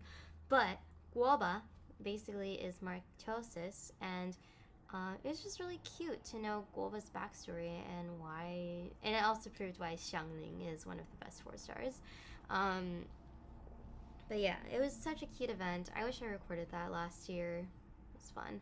But it's really nice to see clips of it again on YouTube. I really wish I recorded that. That was so much fun. Who would dare snub the stove god and his wondrous creations? At the sight of him, we would all immediately drop the argument and prepare the table for a night of feasting and drinking. Back then, one was always bothered by how the cups Rex Lapis brought were always too square for one's taste. Can you see yourselves ever enjoying a drink from a square cup? I mean, it does sound annoying, but I don't think I'd really mind. Then you are most tolerant, but that is its own virtue. Even one could never find fault with Marchosius's cooking. As we ate, Guizhong would continue to find topics for conversation, filling the table with humor and laughter. Each of those old fossils had their character flaws and points of obstinacy. So why was it that whenever we dined together, we always had a marvelous time? We would drink together from a spot high in the mountains until the moon set and the sun rose, and only then would the banquet finally come to an end. Streetwood Rambler would often remain to admire the flowers with Guizhong before returning to her own abode. The glaze lilies were far more abundant back then. Entire fields of them would appear to the eye as a veritable sea of flowers. Streetward Rambler? That would be Ping. You probably know her as Madam Ping. Oh, okay. Wait, this is a lovely story and everything, but didn't we come here to find that Adeptus from Mr. Dvorak's story? Or are you saying that it was Guizhong? Didn't she, already, Alas, long has one avoided this place for precisely that reason. The sights here are a reminder of a time long gone, and evoke much sorrow. Yeah, that One just got should really have sad. guessed that you would disrupt one's poignant moment of mourning with your incessant questioning. Sorry, I was blowing away No dust. matter, one will share the whole story with you now. Oh, is it a cutscene? In times gone by, one quarreled oft with Guizhong concerning mechanical principles. We each had our ideals, and neither would yield. Under the pretext of a social gathering, one invited the impartial Rex Lapis to judge the quality of our creations. Zhongli, yeah. But Rex Lapis declared that Guizhong's Obscuro Vulpus mechanism was superior. It's Guizhong. Oh, is that Though powder one Junior? was too proud to acknowledge it, in one's heart, Looks like her one knew that Guizhong was indeed the superior talent in the mechanical arts. She's gorgeous. As for the story between Guizhong and Streetward Rambler, that begins with a certain bell. In Guizhong's opinion, while mechanisms were no substitute for human composers, they were yet capable of producing simple but fine melodies. But Streetward Rambler believed music to be an expression of the soul. Oh, is that? An emotional enterprise that could never that's hope to be Madame Ping. replicated by machinery. Sure. They argued endlessly until one asked Rex Lapis to intercede. He confiscated the bell and designated it for ceremonial use. Thereafter, one would often find them convening in the mountains, discussing music, mechanics, and all the affairs of the mortal world. But these good times were not to last. War broke out between the gods, and soon engulfed the Guili plains. Guizhong was overpowered by the enemy, and fell in battle. What is that? When Streetwood Rambler and I arrived at the scene at long last, all that remained among the ruins was her lifeless body. After this, at Streetward Rambler's request, Rex Lapis granted her the cleansing bell for safekeeping. To honor our friend's memory, one made a few finishing touches to her ballistic device. Many lantern rites have passed since then. Many greetings and goodbyes. Upon what do you gaze? The Oily Plains? No. It's everything.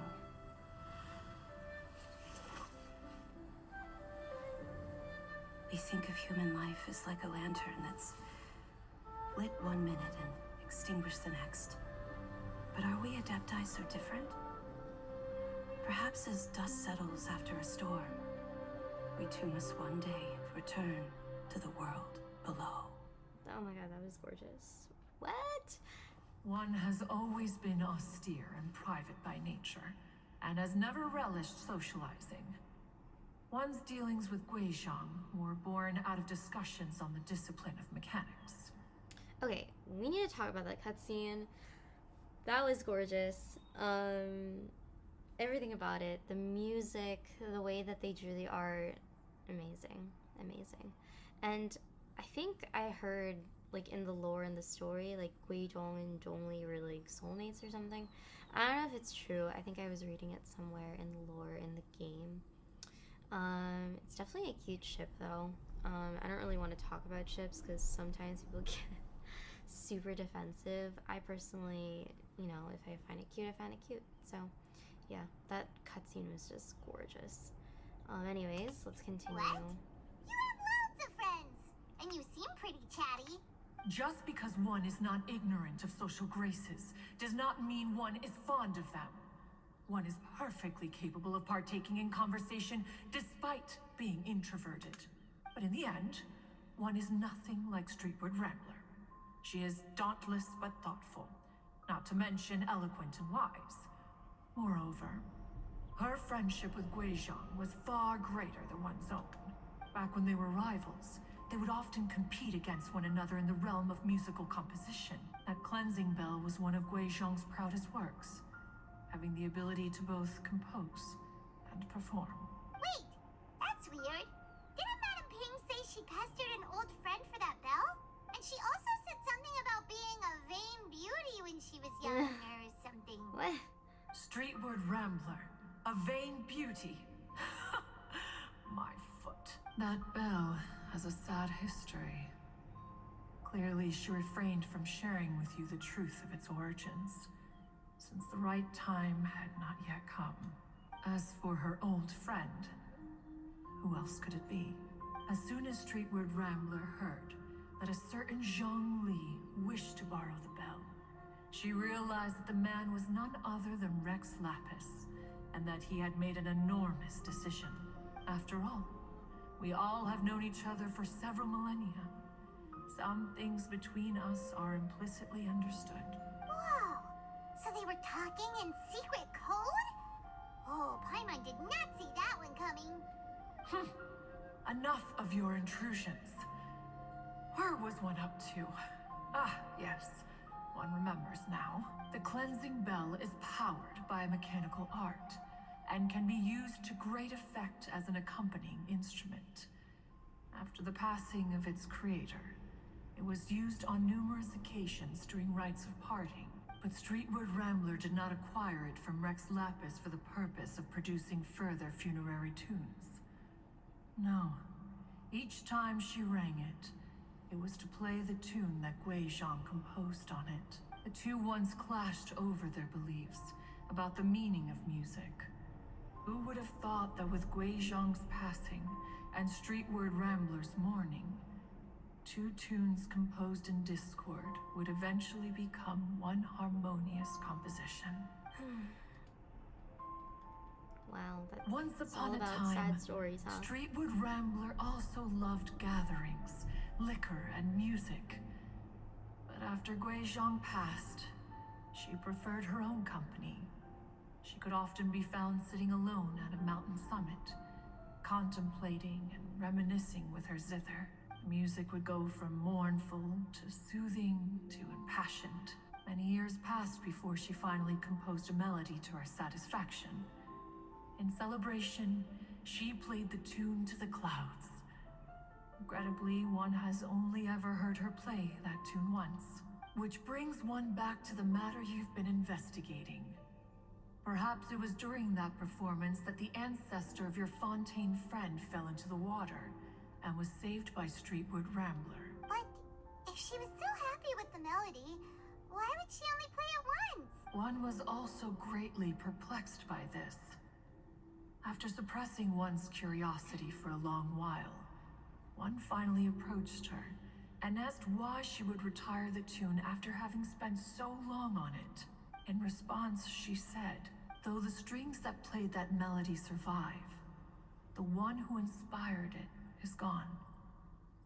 Tell me, Cloud Retainer, when the one attuned to my soul is no longer here, who else could hope to understand this tune? Aww, poor Madam Ping. I just remember being taken care of by you when I was young. Once the Archon War came to an end, I stayed behind in Liyue Harbor to honor my contract. Although I met Guizhong a few times, I never knew anything of this particular story. Guizhong was quite the visionary, but tragically passed before her time. Her manuscripts still lie unfinished in the realm of clouds. Blank pages give one cause for contemplation on what might have been. Had you not decided to search for that mystery Adeptus, perhaps these stories, too, would have been lost to the sands of time. As of now, you know the truth. That the Adeptus who rescued the drowning man was none other than Streetwood Rambler. Do you intend to discuss this with her? I'm confused. Do you mean Ping might find the topic too distressing? Precisely. The passing of our old friend is a heavy topic that both of us are usually careful to avoid. If I may be so bold, Cloud Retainer, could it be that this is just your own personal opinion? Oh? How so? I've been in Liyue Harbor for quite a long time now, and I've witnessed many farewells along the way. So I, too, am well acquainted with the pain of the passing of a loved one, but this doesn't bring the city or its people to a standstill. They have to keep moving forward. Someone as perceptive and wise as Ping will surely have come to understand and embrace this. Though these immortal mountains have lost an Adeptus, the harbor of mortals has gained a wise elder. No loss can ever be undone. But there is always much that can still be gained. Ping has helped countless people, and will guide many others in the years to come. And all to whom she extends a helping hand become her friends. People she can admire flowers and discuss music with. Though it is heartbreaking to lose a kindred spirit, life goes on. Because there are new friends waiting for you further down the road. Ganyu is right. We even asked Madam Ping what she thought about adding a music festival to this year's Lantern Rite. When we get back, why don't we just ask her if she'd like to perform? Maybe we can even get her up on stage. You youngsters and your imaginations. Why don't you come with us? It's been a long time since you last spoke with Ping. And Liyue Harbor is always decorated so beautifully during the festival period. Is not every Lantern Rite the same in this regard? Were there ever anything new to discuss? One in Ping could meet any day of the year. I disagree. Each new day and each new year is different from those that have come before. How long will you simply let them pass you by? If nothing else, just do it for Ganyu. The edibles she brought this time were indeed quite delectable. Very well, then one will be off. If the other old fossils have sneaked away into the city to amuse themselves, one shall soon find out. All right. We should be getting back to the harbor as well. We don't want to keep her waiting. Say, if we planted flowers there and cared for them carefully enough, do you think that one day we'd be able to recreate the sea of glaze lilies? Allow one to take back one's praise from a moment prior. You are still far too given to flights of fancy, child. What? Cloud Retainer? You were still listening? One observed that you were making no effort to leave, and returned to chasten and hasten you. This time, one is departing in earnest. Okay. Alright, I need to go fix my lights, turn everything on, so I will be right back. I'll see you guys in a bit.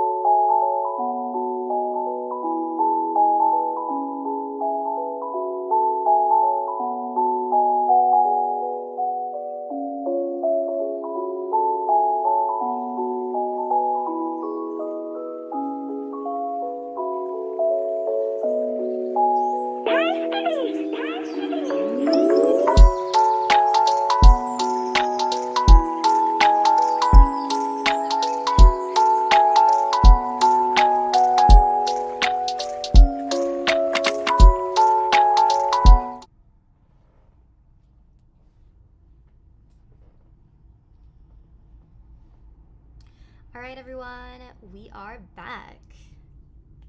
Wait.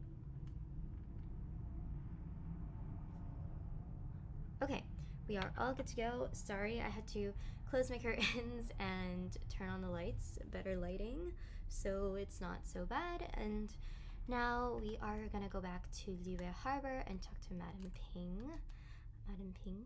Let's see here. I'm trying to find like the closest waypoint to teleport to.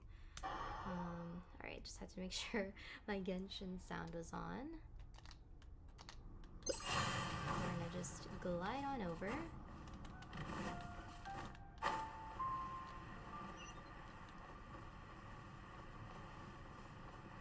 And Cloud Retainer should be there. She said she would be there, and I think I see her silhouette. Alright, let's plunge on over. Oh, we're gonna take some damage. It's fine. We'll just heal up later. Whoa! Madam Ping? And Cloud Retainer? It appears you made haste after all. One arrived but moments before you. Okay. Oh, bless my soul. To what do I owe the honor? How nice of you all to come and visit me. Miss Illuminated Bird, haven't you said anything yet? I'm on. Said what, precisely? And why should one be tasked with saying it? 'Cause you're the one who's known Madam Ping the longest. Street word. Or rather, presumably, you would prefer to be addressed as Ping? Oh, Cloud Retainer, you are uncommonly polite today. Given that Lantern Rite is almost upon us, the weather in the city is most pleasant, and a sweet floral fragrance lingers in the air. Ganyu, please continue from here. Okay. Huh? All right. So, this all started because we were trying to help Mr. Dvorak find the Adeptus who saved his ancestor's life.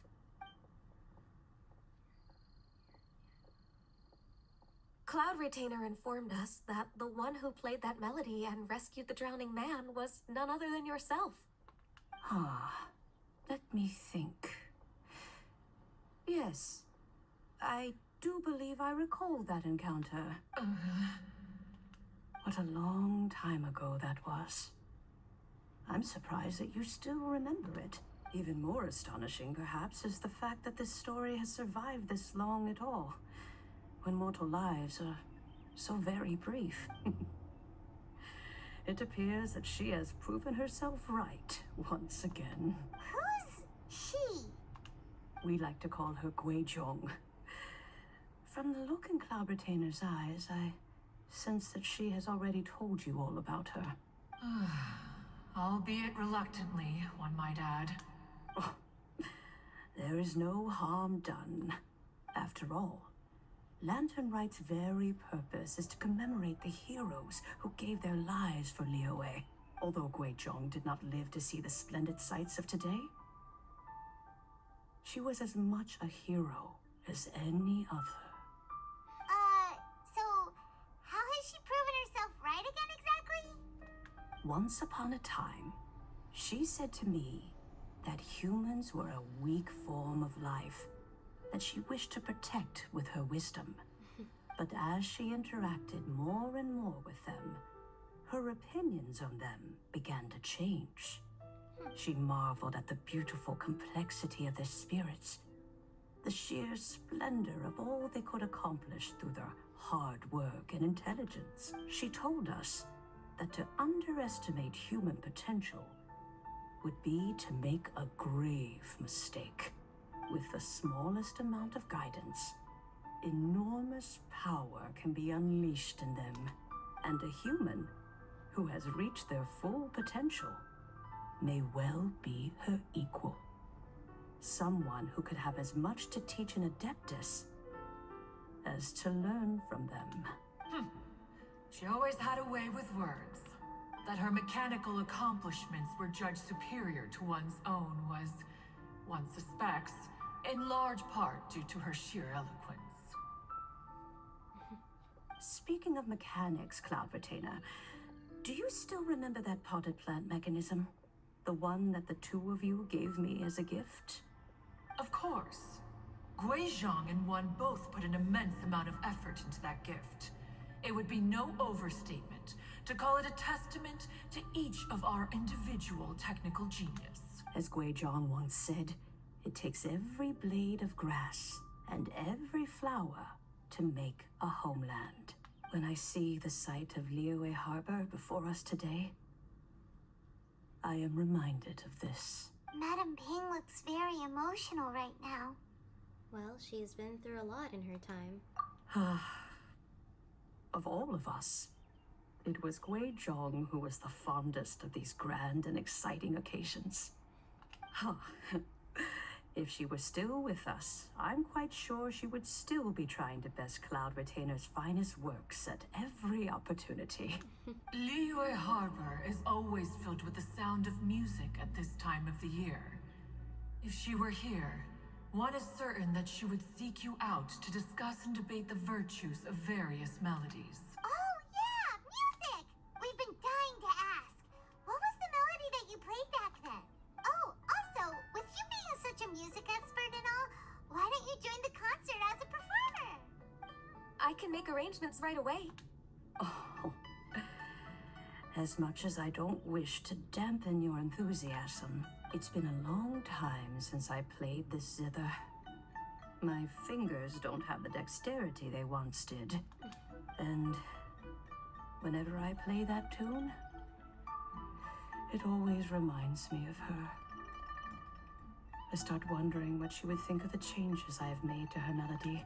There was a period of time whenever I started strumming, it almost felt like she was back again. Sitting right there on the stone stool next to me, chatting away. Skybracer and Seagazer too, looking just like they did in the old days, no matter how much time goes by.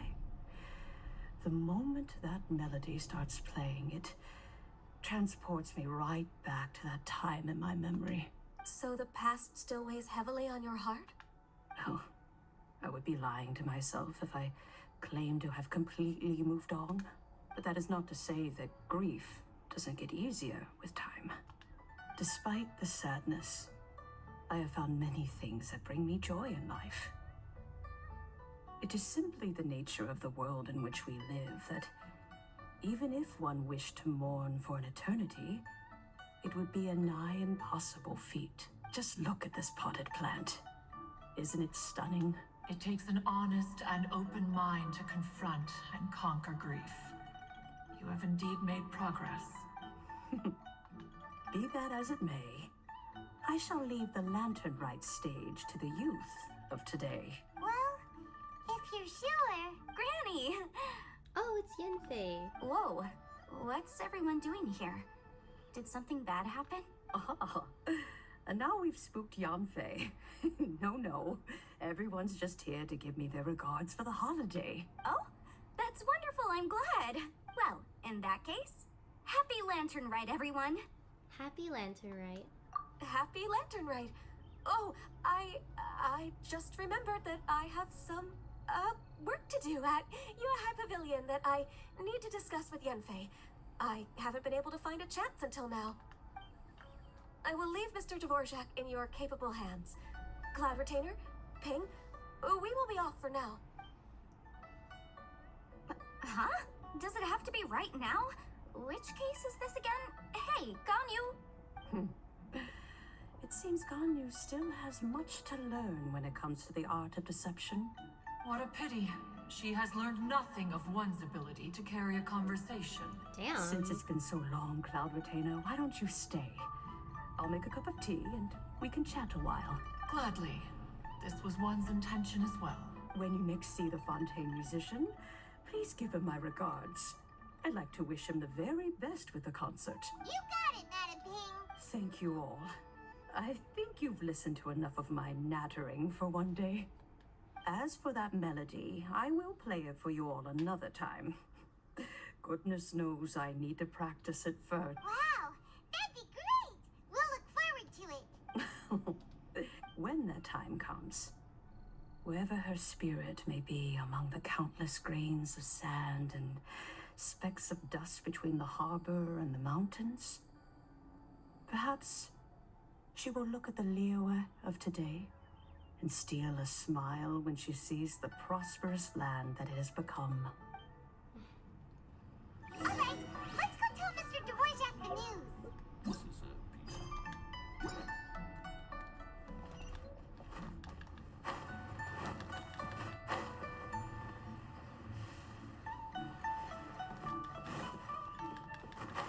Alright, we should be getting close.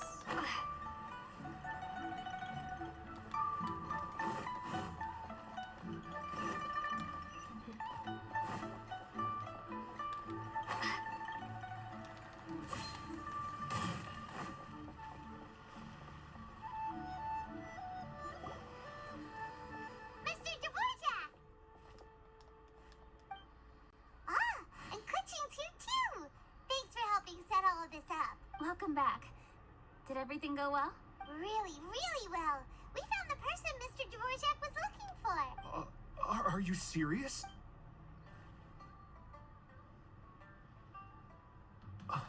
I see. So the melody my ancestor heard was an adeptus remembering her late friend? That certainly explains why it was such a powerful and poignant tune. Huh. That's a really interesting first reaction. Guess that comes with having a musical mind. I have to say, though, it's hard to believe that the fairy from the tale is now an elderly granny. Oh, Paimon knows exactly what you mean. Normally, Adepti don't age at all. But Streetward Rambler, or Madam Ping as we know her, probably only became old because it's what she wanted for herself. Madame Ping possesses vast knowledge and great wisdom. Whatever physical form she may decide to take, her mind and wits are as sharp as they come. Oh, I thought she was human. but Kuching never summed mind. it up perfectly. That's exactly what Paimon was trying to say. I think...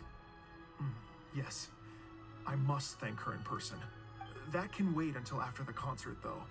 For now, I need to devote all my emotional energy to the performance. Ah, speaking of, Madam Ping wishes you all the best at the music festival. Paimon has a sneaking suspicion that she'll stay in her usual spot, but listen to the performances from afar. Wait, are you serious? Oh no, now I'm starting to get nervous. Relax. Just treat it like any other performance. Okay, alright. Nope, another rehearsal is in order. Please excuse me, everyone. Excuse me. Mr. Dvorak? He's already gone. Paimon wasn't even finished telling him everything. Before we set off on our search with Ganyu, he asked us about what music means to people. After our recent adventure, Paimon thinks we have a lot more to say about that now. Please, share your insights with me.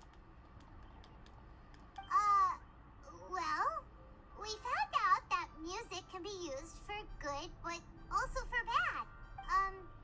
It can make people happy and moved, but it can also be sad and bittersweet.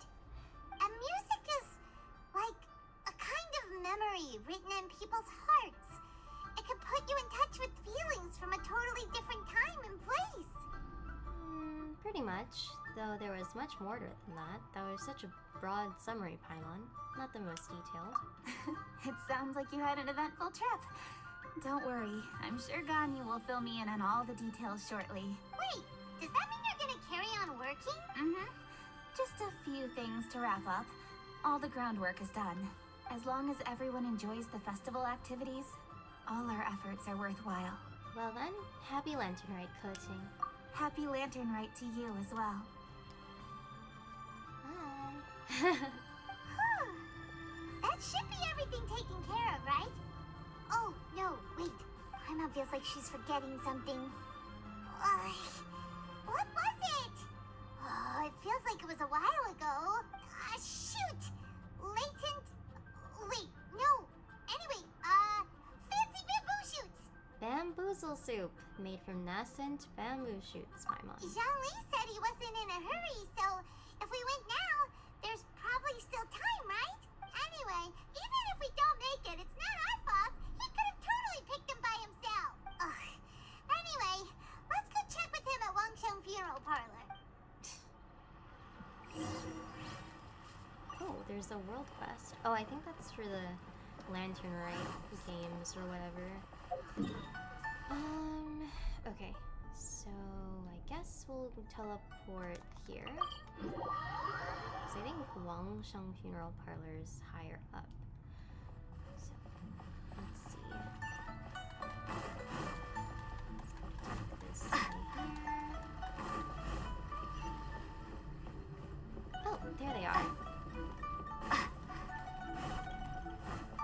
Oh, they must be rehearsing.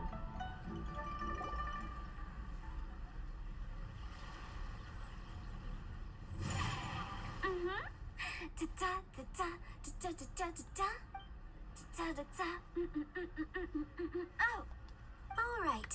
Let's take a break here. Oh wow, look who it is! Are you here to hang out with everyone's favorite funeral director? So you're just casually practicing your rapping skills at the entrance to your funeral parlor? In broad daylight? Okay. Wow. Yeah. After everything we've been through, you don't see me for a hot minute, and you're back to being scared of your own shadow. We have all this open space, a clear view of the mountains behind and the sea in front.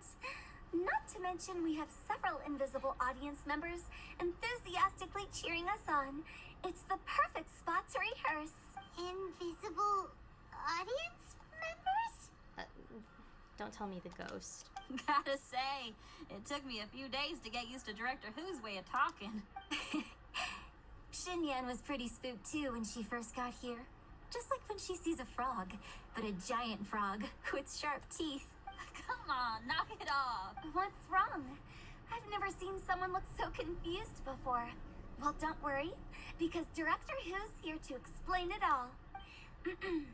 There once was a Fontaine musician who went around town on a mission. He came door to door for his iridescence tour, looking for acts to audition. With my words, Xinyan's chords, and Yunjin as our mentor, we'll take the stage by storm with flames roaring and the whole audience calling for more. Heck yeah. For sure! The whole dance floor will be yelling encore! Encore! Oh, now Paimon's rhyming along. But when you say flames roaring, are you sure this'll be safe? Oh, don't you worry about that. I'm pretty experienced on the stage, and I've already informed the Yuhong of all the pyrotechnics we're planning on using. Huh. Guess we'll just have to trust Xinyan on this one. Have you seen Dongli, Director Who? Oh, Zhongli. He took one of those fancy meal boxes and set off for the mountains. Said he wanted to pay a visit to some old friends. It's a real pity that he couldn't be around for this. As well as being a true connoisseur of traditional art forms, he's able to appreciate Xinyan's performances too. Yeah, that's right. Matter of fact, he was the one who first invited me to perform here. To tell the truth, though, I never thought I'd really find myself rehearsing here one day. Well, now you know. The Wangsheng Funeral Parlor is a great location. All of you are always welcome to come and hang out here, especially if you're in the mood to try something new. I can speak to that. Hu Tao is always full of fun surprises. And jump scares. Actually, Xinyan, I have some lyric ideas for your part. Do you want to go through them together? Oh, sure thing. I'm all ears. Oh, Traveler and Paimon, I believe Zhongli was heading to Mount Hulao, so make sure you're hiking up the right hill. When you see Zhongli, please pass on this message to him. It's up to him whether he wants to support us at the performance tonight, but I expect him to make time for the upcoming banquet we're planning. No excuses. You should join us too. It'll be a riot. If there's one thing I've learned from being a funeral director, it's how to throw a party. Alright, time to go find Dongli.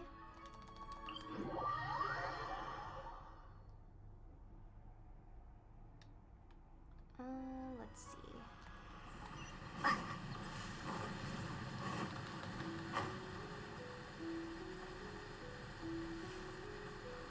Oh, here they are.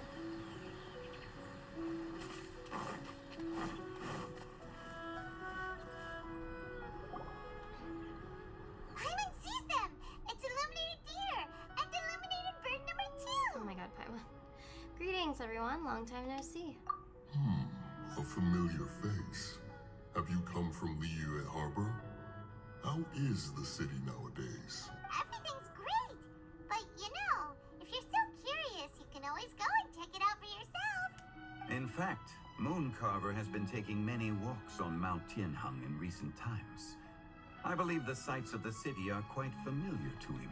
Zhongli! Here you are! We've brought the bamboo shoots you wanted. Impeccable timing.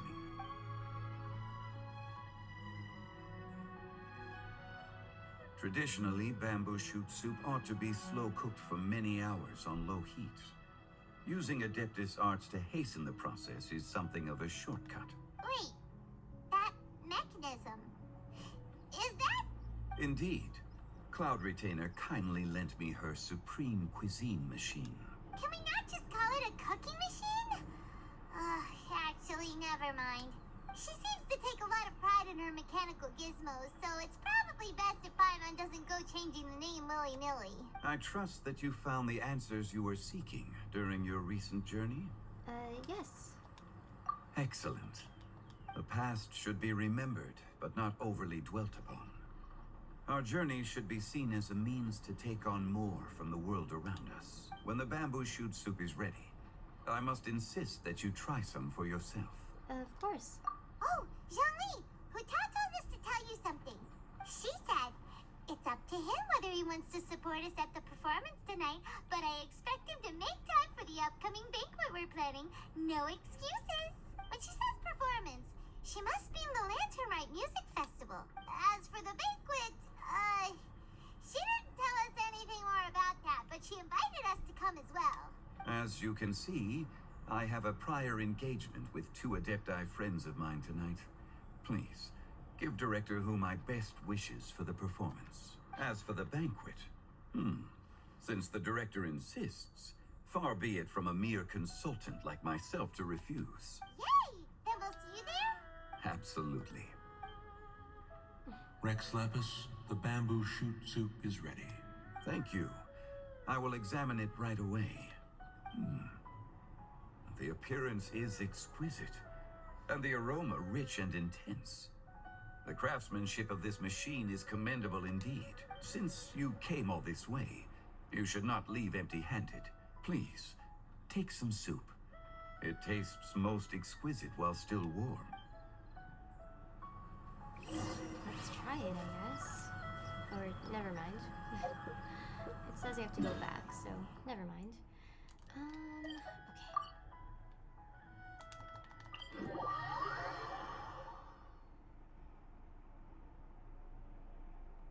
Alright. The concert should be starting soon, I assume.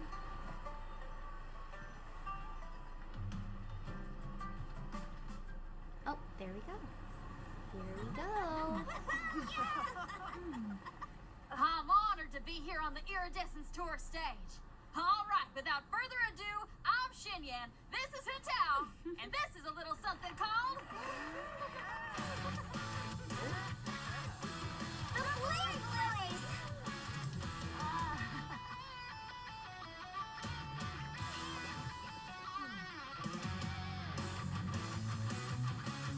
I'm up here blazing trails through the midnight sky, lighting up the world below.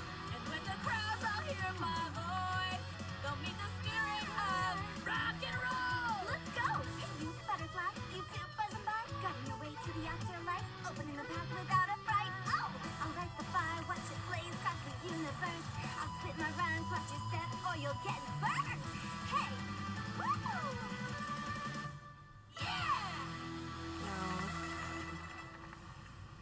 Now I know what people... Does anyone We'll talk have about any this later. plans tomorrow? With another year behind us, I think we deserve a celebration of our own. My treat. Interested? The Tianquan footing the bill? I can't miss out on that. Aww. It's Chi-Chi.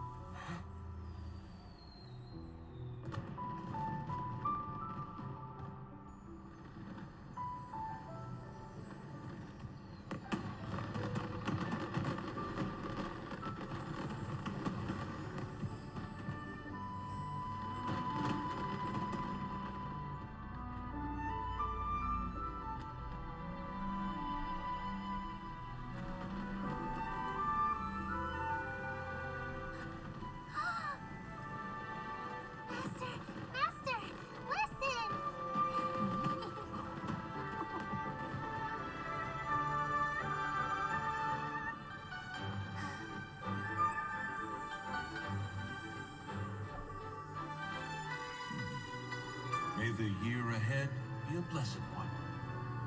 I believe it shall be.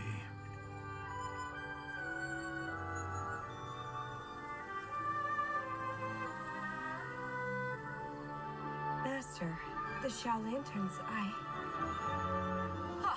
Elementary. One shall fashion for you a Shao Lantern the likes of which the world has never seen. And you must take it to Liyue Harbor to display its magnificence for all.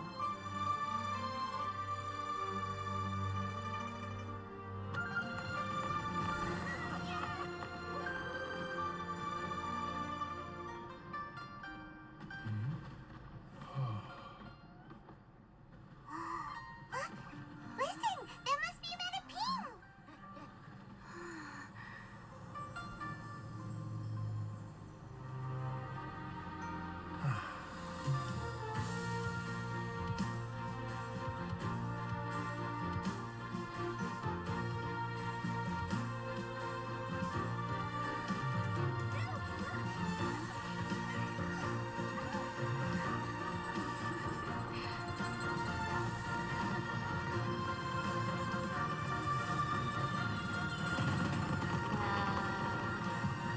Starting 2023. I mean, it's almost February, but you know, Happy New Year to everyone. Or Happy Lantern, right? I mean, I hope everyone is, you know, part 2 complete. Is that it? Oh, I think... Propagate. Oh, whoops. Oh yeah, we need to talk about the rap. I heard people were saying it was not that good. The English rap for that one, and it was I know the voice actors did their best, and I know excuse me, people were saying the Chinese one was better or something. I don't know, I haven't watched it yet. But anyways, that cutscene was really gorgeous though. That was honestly, yeah. Alright, I guess we should attend this dinner. I am kind of curious. So, let's see. But anyways, I still like the cutscene regardless. Very wholesome. Gorgeous for Lantern Rite. The music especially is honestly amazing. So, yeah. Alright, let's go see the dinner. If it's dubbed. If it's not, we'll probably end the video, or I mean the stream, because it has been quite a while. But let's see. Let's see. Oh my gosh, I can't get my controls to work. Okay, it says we have to wait the following night, so... Alright, let's do it again.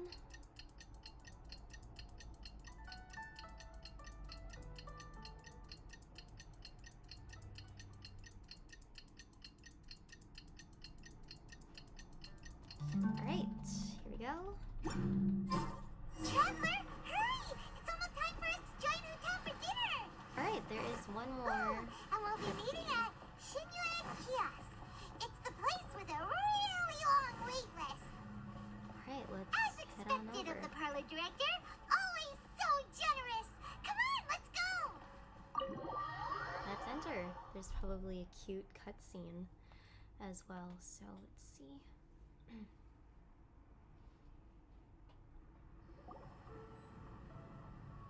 Oh, so that's how it is. Thanks for the suggestions, Mr. Zhongli. I have them all noted down. I've long heard that your knowledge encompasses all things old and new, Mr. Zhongli. But I never knew that you were well versed in the art of cooking, too. It is truly an honor to make your acquaintance. No need for formalities. I too feel humbled to be in the company of such talented young people. There are many things I could learn from you. Oh, you flatter us. If it's possible, may I trouble you to provide a few words of guidance for my practices in exorcism? Exorcism? I can't say I'm an expert in the field, but if you don't mind, we could start by discussing... Whoa, there's so many people here. All we knew was that Hu Tao invited Zhongli over. Paimon never thought we'd be meeting so many old friends. Happy Lantern Rite, everyone! Happy Lantern Rite. Likewise. Please take a seat. This looks so good. I actually haven't eaten anything yet, so I'm Happy also Lantern hungry. Rite! Are you having fun? I'm learning a lot, and I've also become musically cultured. Me too. I've seen Xinyan perform before, but this is the first time I've watched something like this. I heard that the audience loved it too, and she's been receiving quite a lot of performance invitations lately. She's more busy than ever, and Yoonjin's gonna help her. Yep, and they asked us to pass on their season's greetings to everyone. They hope we'll have a wonderful gathering. The performance was spectacular indeed. However, it gave Xiangling a huge burst of inspiration, which in turn gave us a bit of a headache. Us? Did Xiangling ask you to try out her dishes too? That, my friend, is beside the point. Watching you eat was enough for me. Come to think of it, I probably shouldn't have burdened Chongyun with eating my share too. Hold on. Xiangling came up with a new recipe? Let Paimon try! See? Someone here knows how to encourage people. Thanks, Paimon. Oh, and I have to thank Mr. Zhongli, too. He gave me lots of useful pointers that really drove it home for me. Oh, so that's what you were talking about before we arrived. Yes. Since we'll be dining together, the topic of our conversation naturally revolved around cooking. Xiangling's ideas are truly unconventional. Her choices in both ingredients and spices are comparable to a melody dancing on the tongue. My suggestions were nothing more than the icing on the cake. Oh, the two of you always deliver. Now I'm getting embarrassed. Anyway, I'll get everyone to have a taste after I've adjusted the recipe based on Mr. Zhongli's advice. That sounds like it might become a little safer to eat. How about I sample the dishes next time? Speaking of eating, Paimon feels like we're missing someone. Oh, Huta was the one who invited us, but she's not here. And where's Guoba? Oh, Guoba volunteered to help Dad at the restaurant. You know, lots of people come over to eat during Lantern Rite. Without Guoba helping out, I probably wouldn't have had the time to accept Hu Tao's invitation. As for Hu Tao... The director went to collect a guest. She asked me to stay here and host you for the time being. Seems like it's almost time. Huh? Hu Tao went to fetch someone in person? Oh, that must mean they are super important. Could it be... Keqing? Ningguang? Or Captain Beto? She didn't clarify. And as her subordinate, I couldn't just pry into the details, could I? Oh. Ta-da! We're here! Oh, we're not late to the party, right? Good thing the Conqueror of Demons and I are both as swift as the wind. And whoosh, we made it just in time. I'm shook. Xiao is shook. I am shook. Oh. I see. So the important guest is the Conqueror of Demons. I've been looking forward to meeting you. The director didn't mention anything when she invited us. What a pleasant surprise. Gathered here with us tonight are not only young and accomplished individuals, but also the protector of Leo's peace, Adeptus Alatus. To convene here with all of you is indeed a great honor. Oh, I guess Hu Tao tried to convince Xiao. Will they show a cutscene? It's almost Lantern Rite, yet you took all the trouble coming here. The director has a way of making it difficult to decline. Rex Lapis, may I ask what troubles you? The director asked me to buy sesame oil in preparation for the celebrations. Then why would you come all the way to Wangshu Inn? I had a pleasant chat with Chef Yen Xiao and received some spices from him. And, see? Here's some matsutake and a portion of ham. What about the sesame oil? It's a shame. I couldn't find the kind the director was looking for. And that's the end of the cutscene.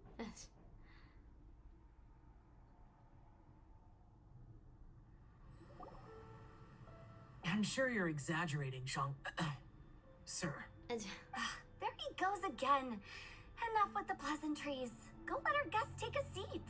Everyone here today is well known in their own field and has probably heard about one another to some extent. Some of us are even old acquaintances, so there's no need to be this formal. I heard that the Conqueror of Demons and the Traveler are pretty close, no? We're old friends. Great! You two sit together. You should take a seat too, Director. Oh, finally remembered me. When we arrived just now, the host at Shinue Kiosk told me our dishes are almost ready. Perfect timing. Let's not wait any longer and ask them to bring out the food. It's time to eat. Let's go. Paimon would have never guessed the person who Tao went to fetch was Xiao. Me neither. Oh, that's also the first I've heard of the Traveler and Paimon being friends with the Conqueror of Demons. You know Xiao Chu? Knowing is a bit of an overstatement. I've always looked up to him. You might not know this, Paimon, but we exorcists have worked in close collaboration with the Conqueror of Demons for many generations, dispelling evil together, both in the open and from the shadows. Hard to imagine that thanks to Hu Tao, I've finally gotten the chance to meet him. Conqueror of Demons, I'm honored to make your acquaintance. Likewise. It is a great honor indeed to have a chance to meet the legendary Conqueror of Demons. Chang Yun has brought that name up quite a few times in the past. I remember you mentioning wanting him to understand the importance of exorcists. We know each other too. He helped try my dishes during the Masterful Chef's cook-off. Oh yeah, that was last year. I didn't think we'd have the chance to meet again. Happy Lantern Rite. No anecdote, however, compares to meeting you in person. I'm Xingqiu, Shangli and Chang Yun's friend. The pleasure is all mine. Whoa. Everyone's getting all formal and polite all of a sudden. Paimon doesn't know what she should say anymore. Adeptus Xiao, mighty Conqueror of Demons. Please accept Paimon's greetings too. Belated Happy Lantern Rite. Belated isn't the right word to use here. Paimon tried very hard to look for a fancy word, okay? Don't be too harsh on Paimon. There's no need to be so polite. You're right. This was meant to be a nice little get-together between friends after all. Too much formality kills the atmosphere. I didn't plan this gathering only for everyone to walk on eggshells. Hiya. What's your true intention then? A little get-together between friends, sipping the finest tea and watching lanterns float into the sky, bidding farewell to the past and embracing the present with joy. And that is something our consultant would say. I think it deserves a standing ovation. Oh, they're suddenly clapping. Indeed. Exceptional acting skills, Director. As for me, I'm just here to have fun and treat everyone to something good. We all worked really hard this year. Whether traveling or guiding, cooking, helping with the family business, exorcising evil spirits, or conquering demons.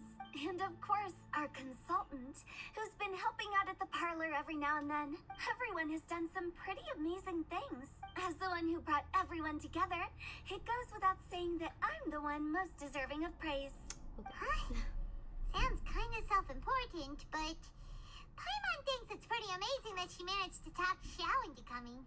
He rarely ever enters Liyue Harbor after all. I'm actually curious about how she did it. It wasn't as complicated as you think.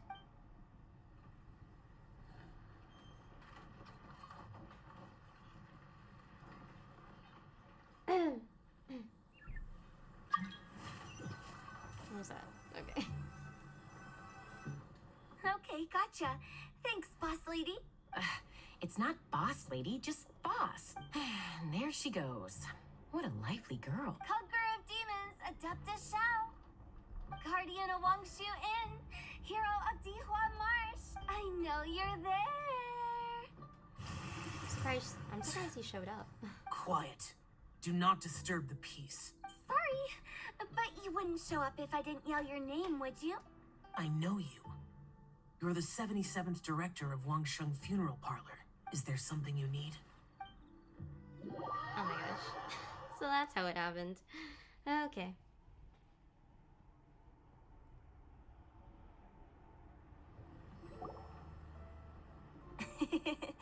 that does sound like one of Hu Tao's antics. Did the Conqueror of Demons agree to come so that Hu Tao would stop pestering him?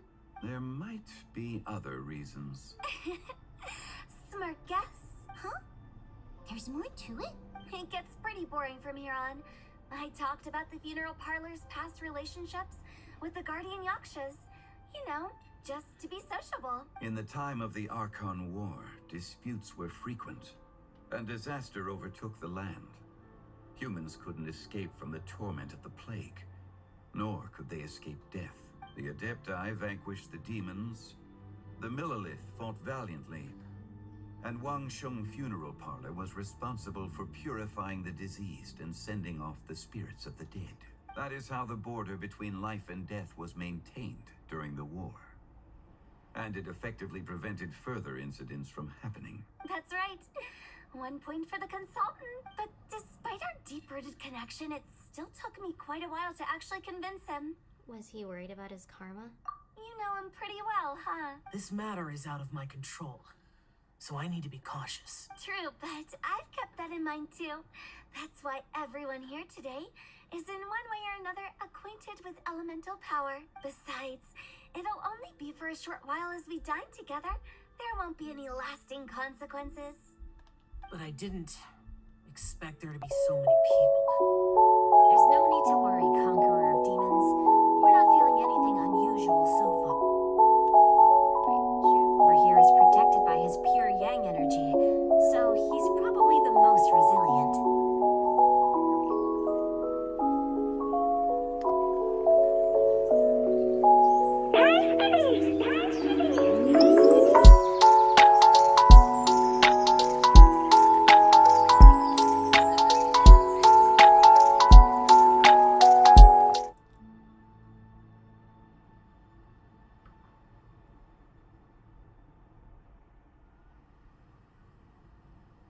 Okay, we had a misclick. But anyways, continuing. That's not the same. And did you just toss your carrots into my bowl? Hey, don't look away. Huh? What? I'm siding with Chongyun. I saw that too. You're lucky Guoba isn't here today.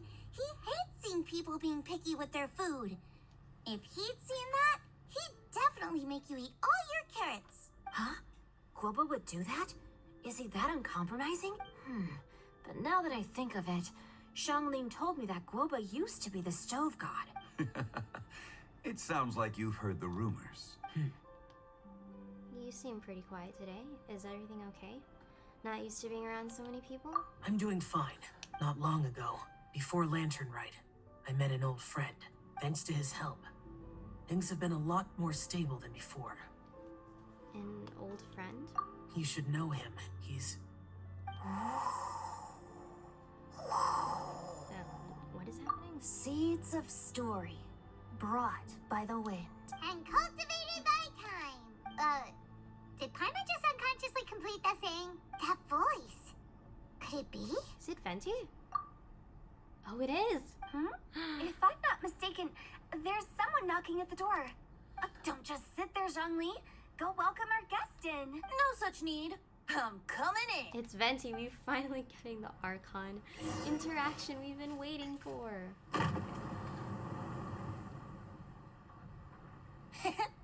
You finally let me in. Hello, hello. No matter if we've met before or not, this moment marks a brand new encounter. Old friends and new. Happy Lantern Rite. Oh, it's the Tone Deaf Bard. Oh, he seems to carry a valiant breeze wherever he goes. It looks like we're gonna be friends. Fate has brought us together, so come on, take a seat and be my guest. Help yourself. Oh, I'll ask them for another set of cutlery. This young lady here is as bright as a fresh bouquet of flowers in the morning's rising sun. She no doubt is the one with the most authority here. Whoa, these dishes look amazing. Is it really okay for me to join in? All right, I'm digging it. Huh, it's you. Oh, isn't this Genyu? Genyu? Oh no. Yep. Now that I've taken a closer look, you're a fan of Genyu's works, aren't you? Nice save. I met Xingqiu at a light novel convention. Oh, how I wish we'd met sooner. I never expected that there'd be another person in this world who could interpret Genyu's new novel as thoroughly as I could. Venti, you're being too humble. Considering your poetic talent, your fundamentals are way more impressive. Could this new guest be Master Xingqiu's friend? Betty's face. That's so funny. Yeah. Yeah! Xiao, you remember me too, right? We had a chat not long ago.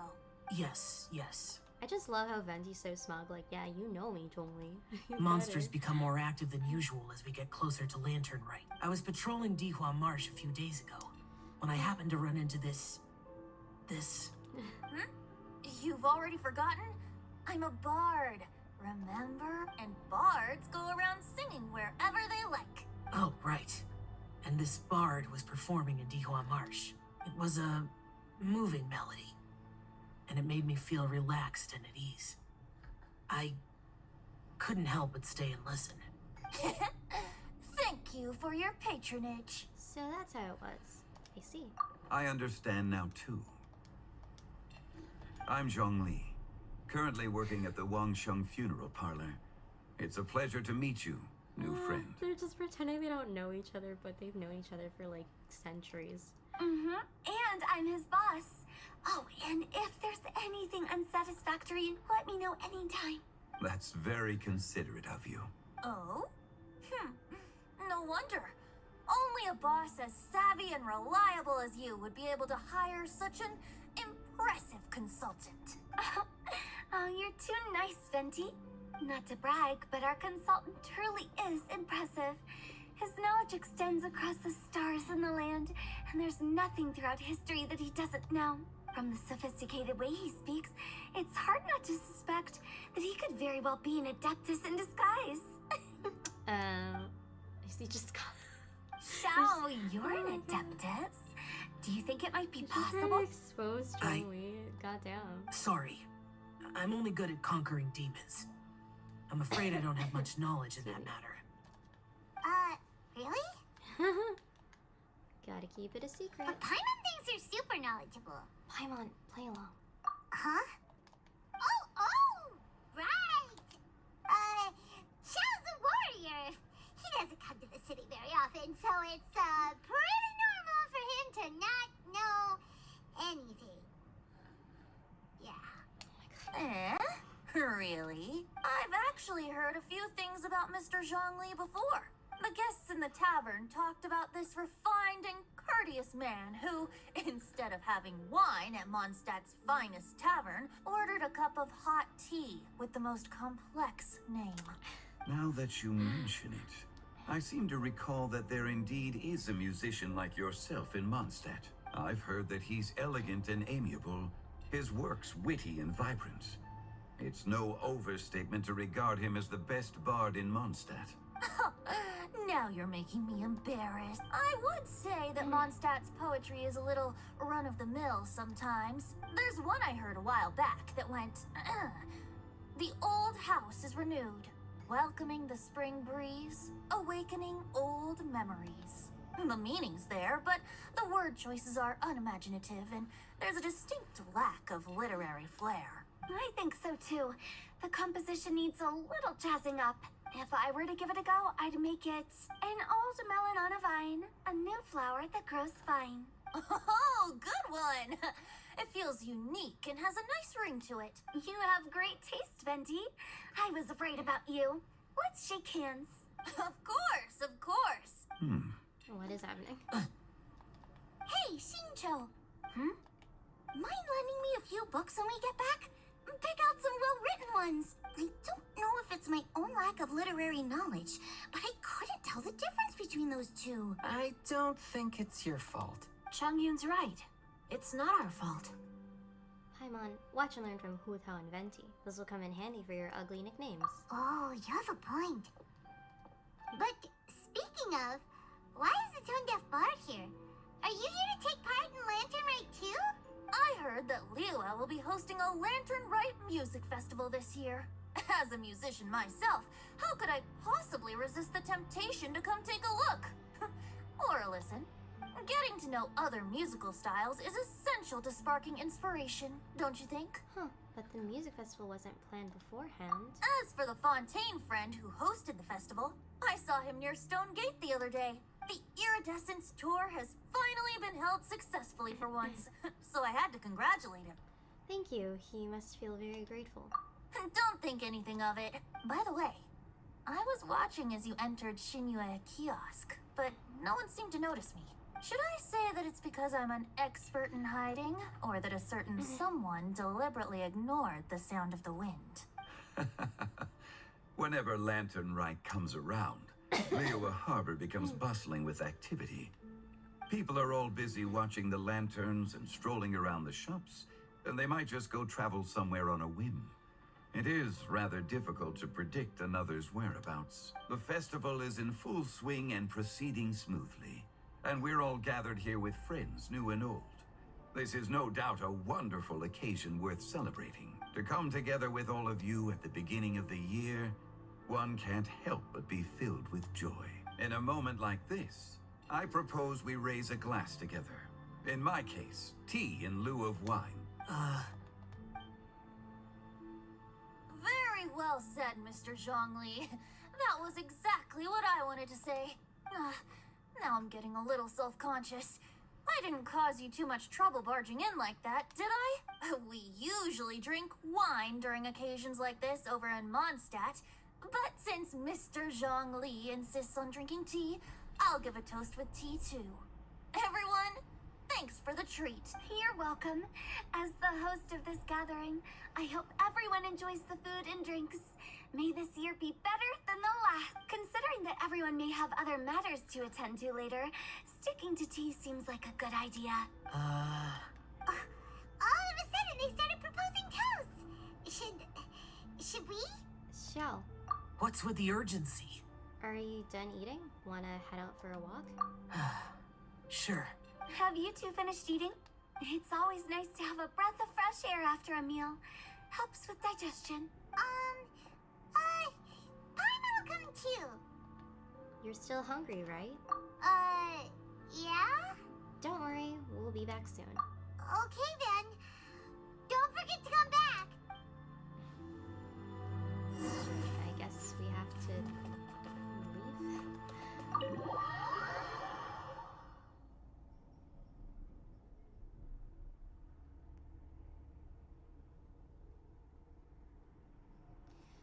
All right.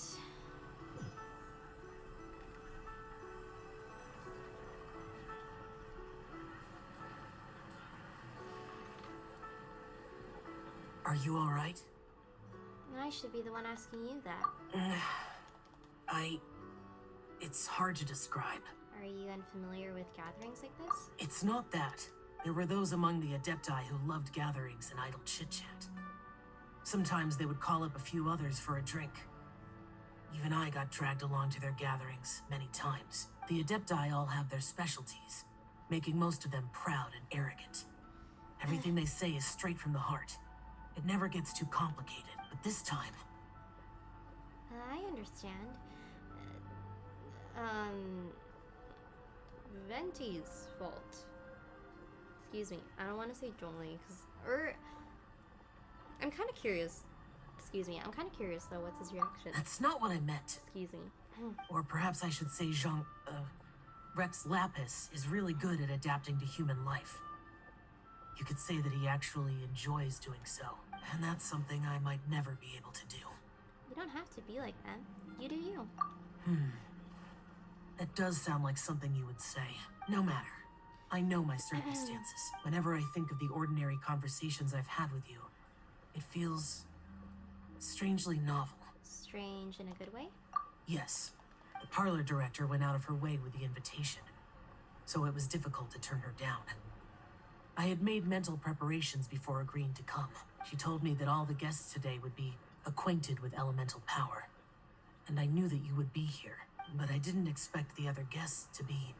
No one would have guessed. General Capisis always said that we should live in the present and enjoy every pleasant surprise. Perhaps that's what I should do with what I'm feeling now. But I think he meant designing clothes for those around him. The clothes were intricately designed, but inconvenient to wear. Brother Bosacius never tried to hide his distaste in front of him. Rex Lapis did like his designs and even collected quite a few. The outfit he wears now was also designed by General Capisis himself. I never saw him wear this during the war. I didn't expect him to start wearing it later. Oh, here you are. I'm not intruding, right? You're not. What is it? Hu Tao saw that everyone's done eating and asked the staff to bring out the desserts. Paimon got so anxious that you weren't back yet that she scarfed down her dessert without the usual slurping and munching. But not so anxious that she can't eat. Sounds like she'll be okay. To be honest, I was kind of worried too. You looked a little restless just now, and I thought you weren't used to the food here and was planning to head back to Wangshu Inn for something Yan Xiao made. You're worrying too much. Xiao, don't do this. Why would I? Anyway, let's head back. Please, there's another reason why I came looking for you. Here, take these. I brought them for you. Almond tofu? Yup. Since the Masterful Chef's competition, you could say that Yan Xiao and I are not only competitors, but good friends as well. I visit him at Wangshu Inn sometimes to discuss our cooking. I heard him say that the esteemed guest on the roof loves nothing more than a good plate of almond tofu, so I learned a thing or two about the dish from him. I'll be honest, before Hu Tao invited everyone, she secretly came looking for me, told me about the guests she planned to invite, and asked me for some suggestions on what she should order. So I made a few servings of almond tofu for you guys in advance. Take them as a token of gratitude for your support. When I told Guoba that I was making these for you, he started eagerly running around the kitchen and helping a lot too. Thank you, Xiangling and Guoba. Thank you for the trouble. There was no need to... I'll take them. Thank you. And Guoba too. You're welcome. Oh, the almond tofu I made probably tastes and feels a little different from the type Yan Xiao cooks. Please let me know if there's any improvements I should make. Okay. That's all. Alrighty, we should head back now. We can't keep Paimon waiting. Yes.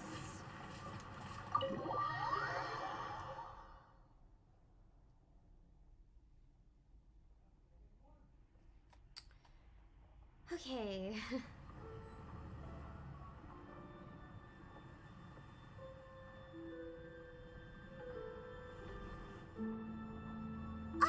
You're finally done whispering secrets to each other? So much for promising Paimon you'll be back soon. You're pretty quick. You're only angry because you have no sense of time. How could you say that to Paimon? In that case, besides having no sense of time, Paimon will let you know what having no sense of fullness looks like. Your dessert is all Paimon's. Sorry to keep everyone waiting. No worries, we're all just chatting here. There's no serious business to take care of. Whether we're chatting outside or inside, it's all the same. Strive to be more like Hu Tao, Paimon. Paimon's too busy eating to talk to you. But even though we're all well acquainted by now, I think this festive gathering deserves something ceremonious. Oh? Is this some local custom? Nope. This is something I made up so that good luck will be on our side, that's all. Spontaneity is the best choice to make here. Let's use this incense burner on the table. It's been lit for so long now that the incense is running out. I'll leave refilling and lighting the incense to the most distinguished guest among us all. Lighting the incense will signify continuous growth and prosperity in all our endeavors in the new year. I see. Perfect symbolism, as expected of Hu Tao. And speaking of the most distinguished guest here today, I'm sure we all agree that it's Mr. Zhongli. I'm not very familiar with the details of his past deeds, but chatting with him has been a real eye-opener, even for a bard who has traveled all across the world. If knowledge were a form of power, one could even say that you're a wielder of unlimited strength. But when it comes to having a way with words, The notable bard is certainly one cut above the rest. I just happen to have a good memory. It is such an unexceptional skill, yet you made it sound like an unparalleled talent. I am truly impressed. Since we all get to nominate someone... Don't tell me they're gonna pick me. Mm-hmm. I think it's only fair that we let the parlor director light the incense. Huh? That won't do. Don't flatter me just because I'm your boss. We are looking for the most distinguished guest here. As the host, I shouldn't be involved in this discussion at all. Now that we've enjoyed this table full of delicacies, how about we let our one and only chef here do the honors? Oh my god. Is this really the way this works? I didn't cook any of these dishes. It's not a big deal. Just look at her. Xiangling, the disciple of an adeptus, the stove god's best companion, the winner of the Masterful Chef's competition, the only heir of the famous One Mean restaurant, a good old friend of mine. There's no better choice. Oh my god. Why does Paimon feel like we're back at square one again? They're just clapping. Please stop! You're making me embarrassed. If we're looking for a distinguished guest, surely the second son of the Feyun Commerce Guild counts. It's one of the largest commerce guilds in Liyue Harbor. Huh? Don't get me involved in this. Oh, not a bad choice. With the Commerce Guild's young master lighting the incense, we're all sure to make a huge sum of mora in the new year. That's not how it works. Making a fortune is indeed a fine wish, but it's of lesser importance than good health and happiness, which means we should choose Chongyun, the skilled exorcist who keeps everyone's home safe from evil spirits. Huh? Now you're nominating me? Oh my god. I can't be the one when we have the Conqueror of Demons right here. Adeptus Xiao has the most seniority among everyone here today. We should... I refuse. I am most certainly not the most distinguished guest here. Is he gonna say Zhongli? You should all be able to make the right judgment based on your observations. Oh god. One person here is well acquainted with everyone else. I knew it.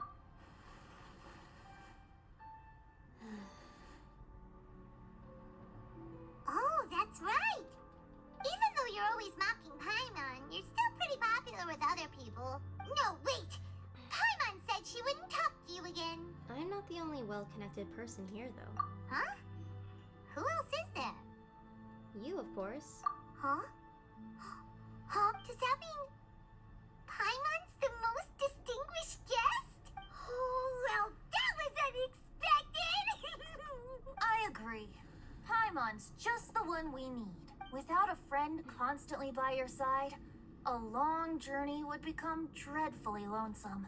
But once you have someone there to brighten up the atmosphere, everything along the way will become lively and vibrant too. Ah, the traveler has traversed many nations and left behind a great deal of fascinating stories. But without Paimon, they would have become quite monotonous. Paimon plays an indispensable role in making your journey a happy and smooth one. You guys, Paimon's not used to being praised like that. Those were genuine compliments, right? Of course, you're the best travel companion ever. Thank you. You made Paimon wait for a long time, but Paimon's not mad anymore. Don't take everything to heart, Paimon. Friends tease each other all the time. That is indeed true. That means Paimon is as important to the traveler as Guoba is to me. Looks like we've come to an agreement. Any objections before we proceed? I trust the traveler's judgment. Then Paimon it is. And now, the world's most excellent traveler's greatest companion, guide, and friend, Paimon, will be refilling and lighting the incense for us. Here you go. Take the match, and don't burn yourself. But if things go really wrong, here's the 2-for-1 coupon.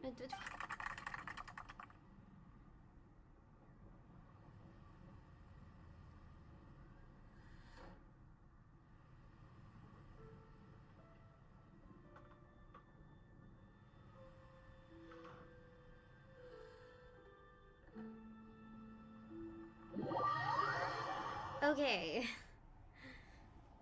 I guess that's the end. I don't know.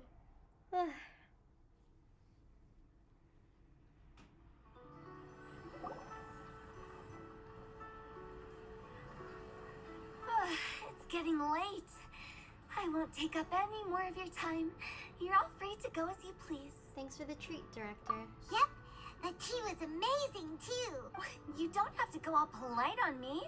Just remember to come when I invite you next time. Let's see. It's dark out, so I'm going to accompany Xiangling, Xingqiu, and Changyun back home. As for the rest of the guests, I'll leave them to our consultant. No need.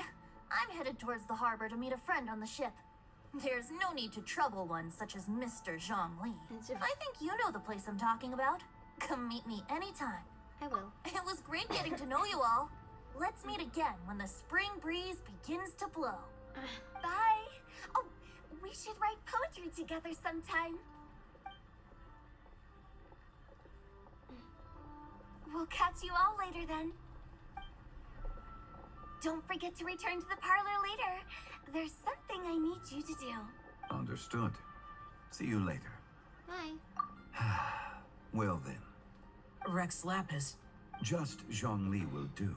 I live as a mortal in Liyue Harbor now. I am just one among many who begin work at sunrise and retire to rest at sundown.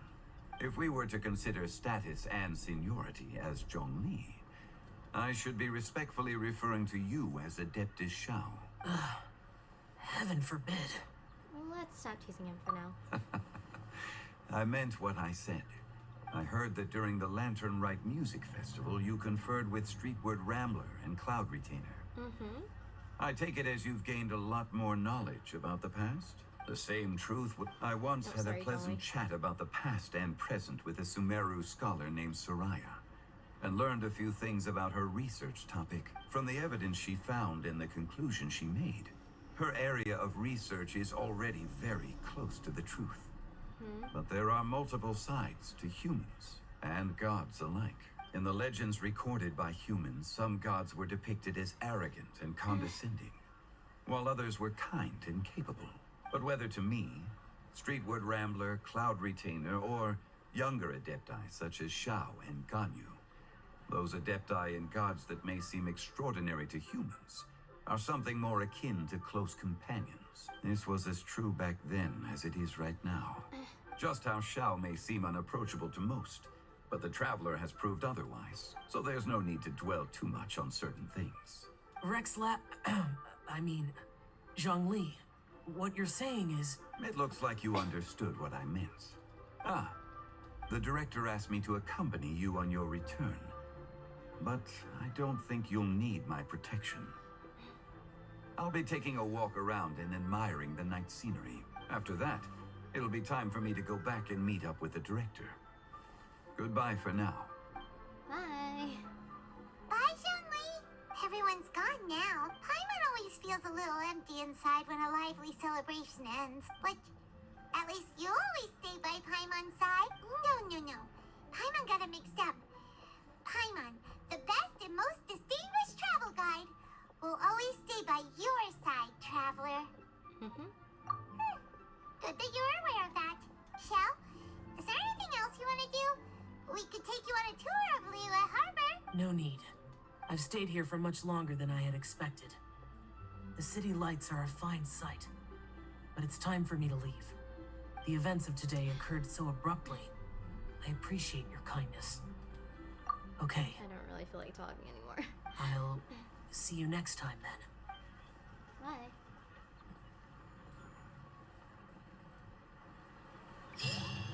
Alright, we're finished. Okay. It's been a while, guys. Haven't been used to streaming. So that's it. It's literally been 3 hours. I hope you guys enjoyed, and if you did, be sure to give it a like. Don't forget to subscribe. Stay safe and healthy, everyone, and I'll see you guys in the next stream. So bye.